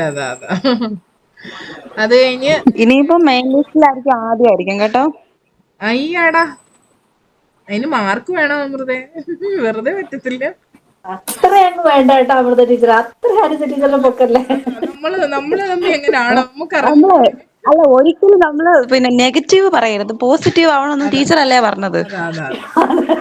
മെയിൻ ലിസ്റ്റ് എന്നേ ഞാൻ പറഞ്ഞിട്ടുള്ളൂ. അത് ആദ്യം കാണുമെന്നൊക്കെ പറഞ്ഞ ഇച്ചിരി അഹങ്കാരമായി പോവും.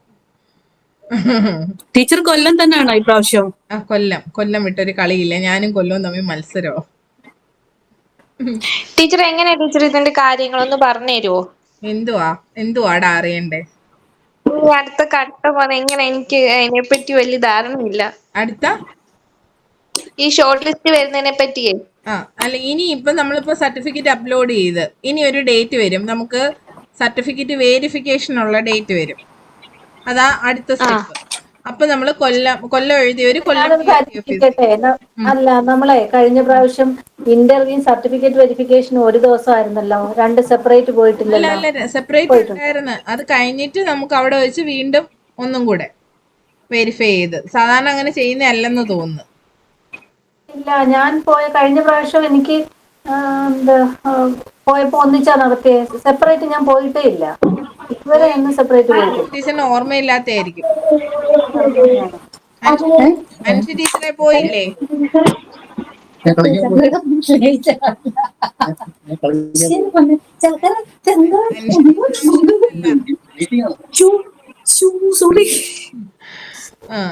പിന്നെ എന്താണ്, നമ്മൾ പോയിട്ടുണ്ട്. നമ്മൾ 2 തവണ പോയിട്ടുണ്ട്. ഒന്ന് LP അല്ല, ഇവിടെ കൊല്ലം PSC ഓഫീസിൽ നമ്മുടെ സർട്ടിഫിക്കറ്റ് വെരിഫിക്കേഷൻ കഴിഞ്ഞിട്ട്, പിന്നെ സുധിൻ ടീച്ചർ ഇല്ലായിരുന്നോ?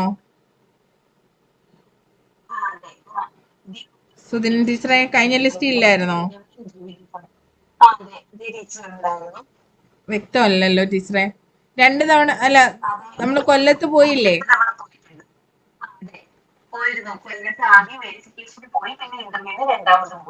അതെ.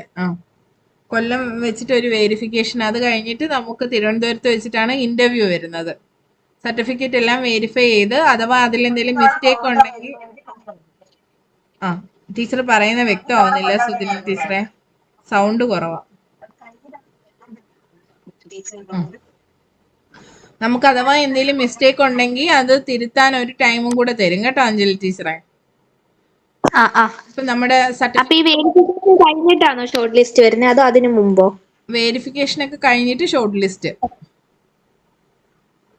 അത് കഴിഞ്ഞിട്ട് ഇന്റർവ്യൂ. ഷോർട്ട് ലിസ്റ്റ് വന്നു കഴിഞ്ഞാൽ പിന്നെ ഇന്റർവ്യൂ പെട്ടെന്ന് തന്നെ കാണും അല്ലേ?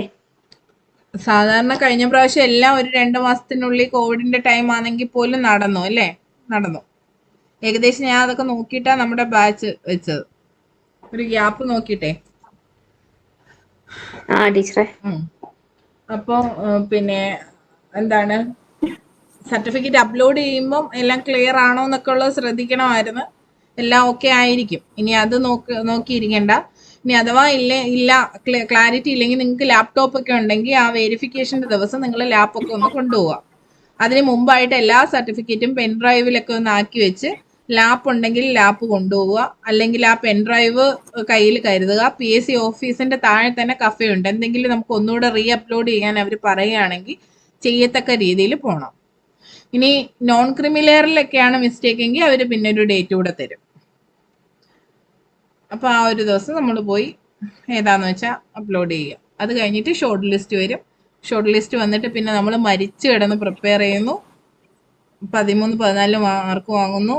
നമ്മളെല്ലാം മെയിൻ ലിസ്റ്റിലാണല്ലോ. അപ്പൊ പിന്നെ അതിനനുസരിച്ച് മാർക്ക് വാങ്ങി മുമ്പോട്ട് വരുന്നു.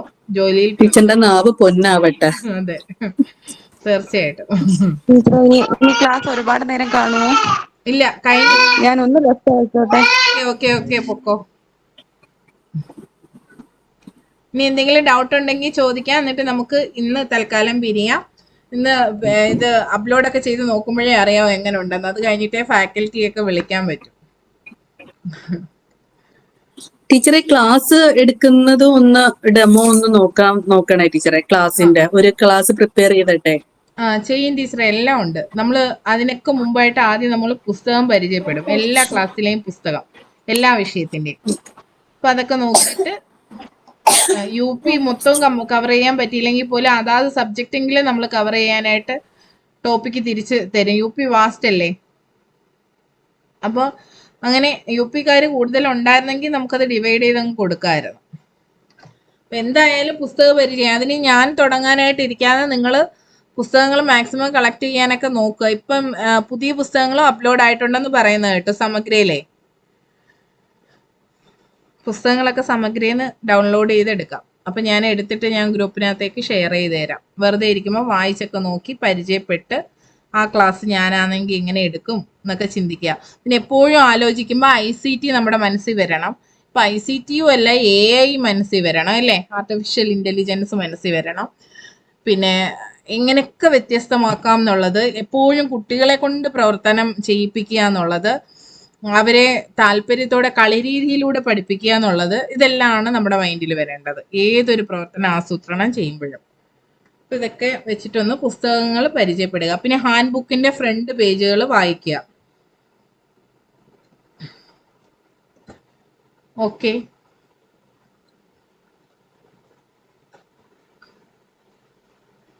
ഓക്കെ ആണോ? ഓക്കെ ടീച്ചറെ. പിന്നെ നിങ്ങൾക്ക് എന്തെങ്കിലും ബുദ്ധിമുട്ടുണ്ടോ? ടീച്ചിങ് ആസ്പിരൻസിൽ വന്നിട്ട് എന്തെങ്കിലും ബുദ്ധിമുട്ടോ, അല്ലെങ്കിൽ ഇങ്ങനെ അല്ലായിരുന്നു പ്രതീക്ഷിച്ചത്, അങ്ങനെ എന്തെങ്കിലും ഉണ്ടോ? ഉണ്ടെങ്കിൽ പറയണം. ഇല്ല. ഓക്കെ, ഞാന് ഒരു കാര്യം പറഞ്ഞോട്ടെ ടീച്ചറെ. പറഞ്ഞോ ടീച്ചറെ. ഇപ്പൊ ഒരുപാട് ഇന്റർവ്യൂ ബാച്ചുകളുണ്ട്, പക്ഷെ നമുക്ക് പെർഫോം ചെയ്യാൻ പറ്റുന്നത് ഇതിനകത്ത് മാത്രമേ ഉള്ളൂ. കാരണം നമ്മൾ വേറെ ഒരുപാട് ഇന്റർവ്യൂ കോഴ്സുകൾ എടുത്തു കഴിഞ്ഞാൽ അവര് കുറെ പറയും, അത് കേട്ടോണ്ടിരിക്കുമായിരിക്കും ചെയ്യുന്നത്. പക്ഷെ ഇതിനകത്ത് പ്രത്യേകത എന്ന് വെച്ചാൽ നമുക്ക് അവസരങ്ങൾ കിട്ടും. അപ്പം നമുക്ക് കുറെ കൂടെ ഇമ്പ്രൂവ് ചെയ്യാനും നമ്മുടെ തെറ്റുകൾ മനസ്സിലാക്കാനും അത് സാധിക്കുന്നത് ഇതിനകത്താണെന്നാണ് എന്റെ ഒരു പേഴ്സണൽ, ഞാൻ പറഞ്ഞതാണ് ടീച്ചറിനെ എനിക്ക് അറിയാം, അതുകൊണ്ടുകൂടെ ഞാൻ പറഞ്ഞതാണ്. താങ്ക് യു ടീച്ചറെ. നമ്മൾ അതുകൊണ്ടാണ് ഇങ്ങനെ ഒരു ബാച്ച് ഇങ്ങനെ വെച്ചതേ. അപ്പോൾ എന്താ, നമ്മളിങ്ങനെ ചെയ്യുമ്പോൾ അതിൻ്റെതായ ടൈം ഇൻവെസ്റ്റ്മെന്റ് ഉണ്ട് ഇതിനകത്ത്. പിന്നെ ടീച്ചേഴ്സിനെ തിരഞ്ഞെടുക്കുന്നതിൽ ഉള്ള ഒരു പ്രയാസമുണ്ട്. പലരും നമുക്ക് വരത്തില്ല. വരുന്ന ചിലരുടെ ഒരു അവസ്ഥയെന്ന് വെച്ചാൽ അവരിങ്ങനെ ഇന്റർവ്യൂ ക്ലാസ്സസ് ഒക്കെ എടുക്കുന്നവരുണ്ട്. അപ്പോൾ അങ്ങനെ എടുക്കുന്നവർക്ക് കുറച്ചും കൂടെ ഇച്ചിരി അവര് ചോദിക്കുന്ന രീതിയൊക്കെ വ്യത്യാസം വരും. അവര് നമ്മളോട് റെമ്യൂണറേഷൻ ഒക്കെ കൂടുതൽ ചോദിക്കുമ്പോൾ നമുക്കത് അവിടെ ഒരു പ്രയാസം വരും. അതൊക്കെ ഉള്ളൂ കാര്യങ്ങൾ. പിന്നെ ചിലരുണ്ട് നമ്മളെ മനസ്സിലാക്കി കൂടെ നിന്ന് അധ്യാപകരെ എന്നുള്ള ഒരു കൺസേണിൽ എടുക്കുന്ന നല്ല അധ്യാപകരും ഉണ്ട്. മധുസാറിനെയൊക്കെ പോലെയുള്ള നല്ല അധ്യാപകർ. എന്തായാലും ഇനിയിപ്പോൾ അഥവാ ആരും ഇല്ലെങ്കിൽ പോലും മധുസാറ് നമ്മുടെ കൂടെ കാണും, ഞാനുണ്ടാവും. പിന്നെ ഇതുപോലെ എന്താ അധ്യാപക അവാർഡൊക്കെ കിട്ടിയ ഒരു പ്രദീപ് സാറുണ്ട്, പ്രദീപ് കണ്ണങ്കോട്. അറിയാമോ? അറിയാവുന്ന ചിലരൊക്കെ കാണും. സാറൊക്കെ കാണും നമ്മളെ കൂടെ എന്നാണ് എൻ്റെ വിശ്വാസം. എല്ലാവരെയും നമ്മൾ എന്താ അപ്രോച്ച് ചെയ്തുകൊണ്ടിരിക്കുകയാണ്. എന്തായാലും ഞാൻ ചെയ്യാറുള്ളത് സാധാരണ ഓരോ മാസത്തേക്കുള്ളത് നേരത്തെ തന്നെ ഡേറ്റുകൾ പറഞ്ഞ് അവർക്ക് വേണ്ട റെമ്യൂണറേഷനൊക്കെ കൊടുത്ത് നമ്മളിലേക്ക് എത്തിക്കുകയാണ് സാധാരണ ചെയ്യുന്നത്. എന്തായാലും അതിനേക്കാളൊക്കെ മറ്റധ്യാപകർ എടുക്കുന്നതിനേക്കാളൊക്കെ നിങ്ങൾക്ക് പ്രയോജനം ചെയ്യുന്നത് നിങ്ങൾ തന്നെ സംസാരിക്കുന്നതാണ്.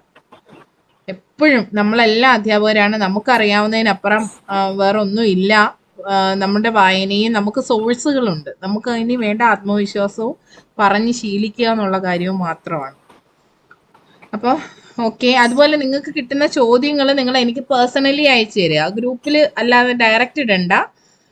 പേഴ്സണലി അയക്കാൻ പറയുന്നത് ഇതെല്ലാം കൂടെ കണ്ട് പേടിക്കാതെ ഞാനത് അതിൻ്റെതായ രീതിയിൽ നമുക്ക് ചർച്ചയ്ക്ക് ഉൾപ്പെടുത്തി നിങ്ങൾക്ക് അയച്ചു തരാം. അപ്പം മെറ്റീരിയൽസ് പ്രിപ്പയർ ചെയ്യാനും ഒക്കെ ഒരു ടൈം കിട്ടും. അതിനനുസരിച്ച് നല്ല രീതിയിൽ നമുക്ക് ചെയ്യാം.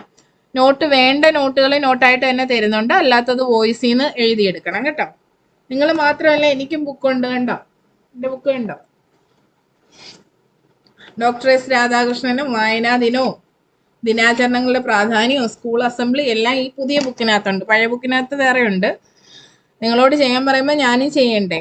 അപ്പോൾ ആ ഒരു രീതിയിൽ എഴുതി വെച്ചേക്കാണ്. ഇങ്ങനെ ചെയ്യാൻ പറയുന്നത് അവിടെ ചെല്ലുമ്പോൾ നമുക്ക് ഫോണൊന്നും എടുക്കാൻ പറ്റൂല.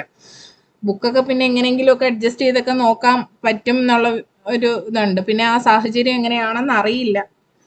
എന്തായാലും പെട്ടെന്ന് മറിച്ച് നോക്കാനാണ് ഇങ്ങനെ ബുക്കുകൾ കീപ്പ് ചെയ്യാൻ പറയുന്നത്. അത് കൃത്യമായിട്ട് ചെയ്യാം. ഓക്കെ, ഇനി എന്തെങ്കിലും ഉണ്ടോ ചോദിക്കാൻ?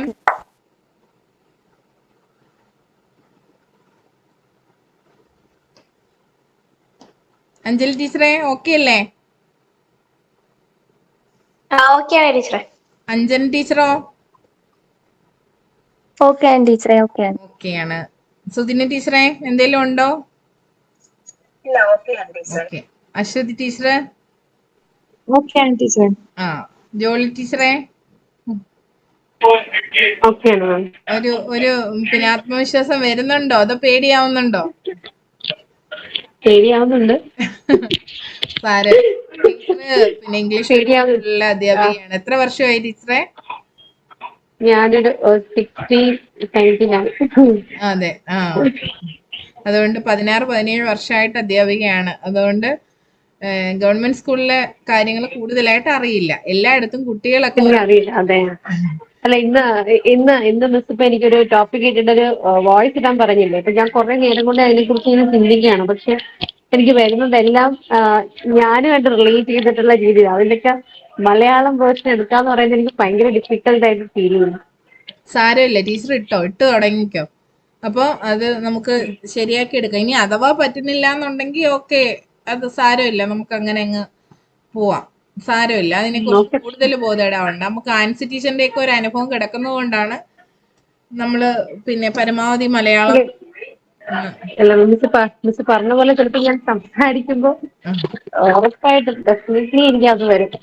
അപ്പൊ പെട്ടെന്ന് ആ ഇന്റർവ്യൂയുടെ കാര്യം പറഞ്ഞപ്പോൾ എനിക്ക് ടെൻഷനുണ്ട്. കാരണം നമ്മൾ സംസാരിച്ച് തുടങ്ങുമ്പോൾ ഓട്ടോമാറ്റിക്കലി നമ്മൾ അതിലോട്ട് ടേൺ ആയി പോകും.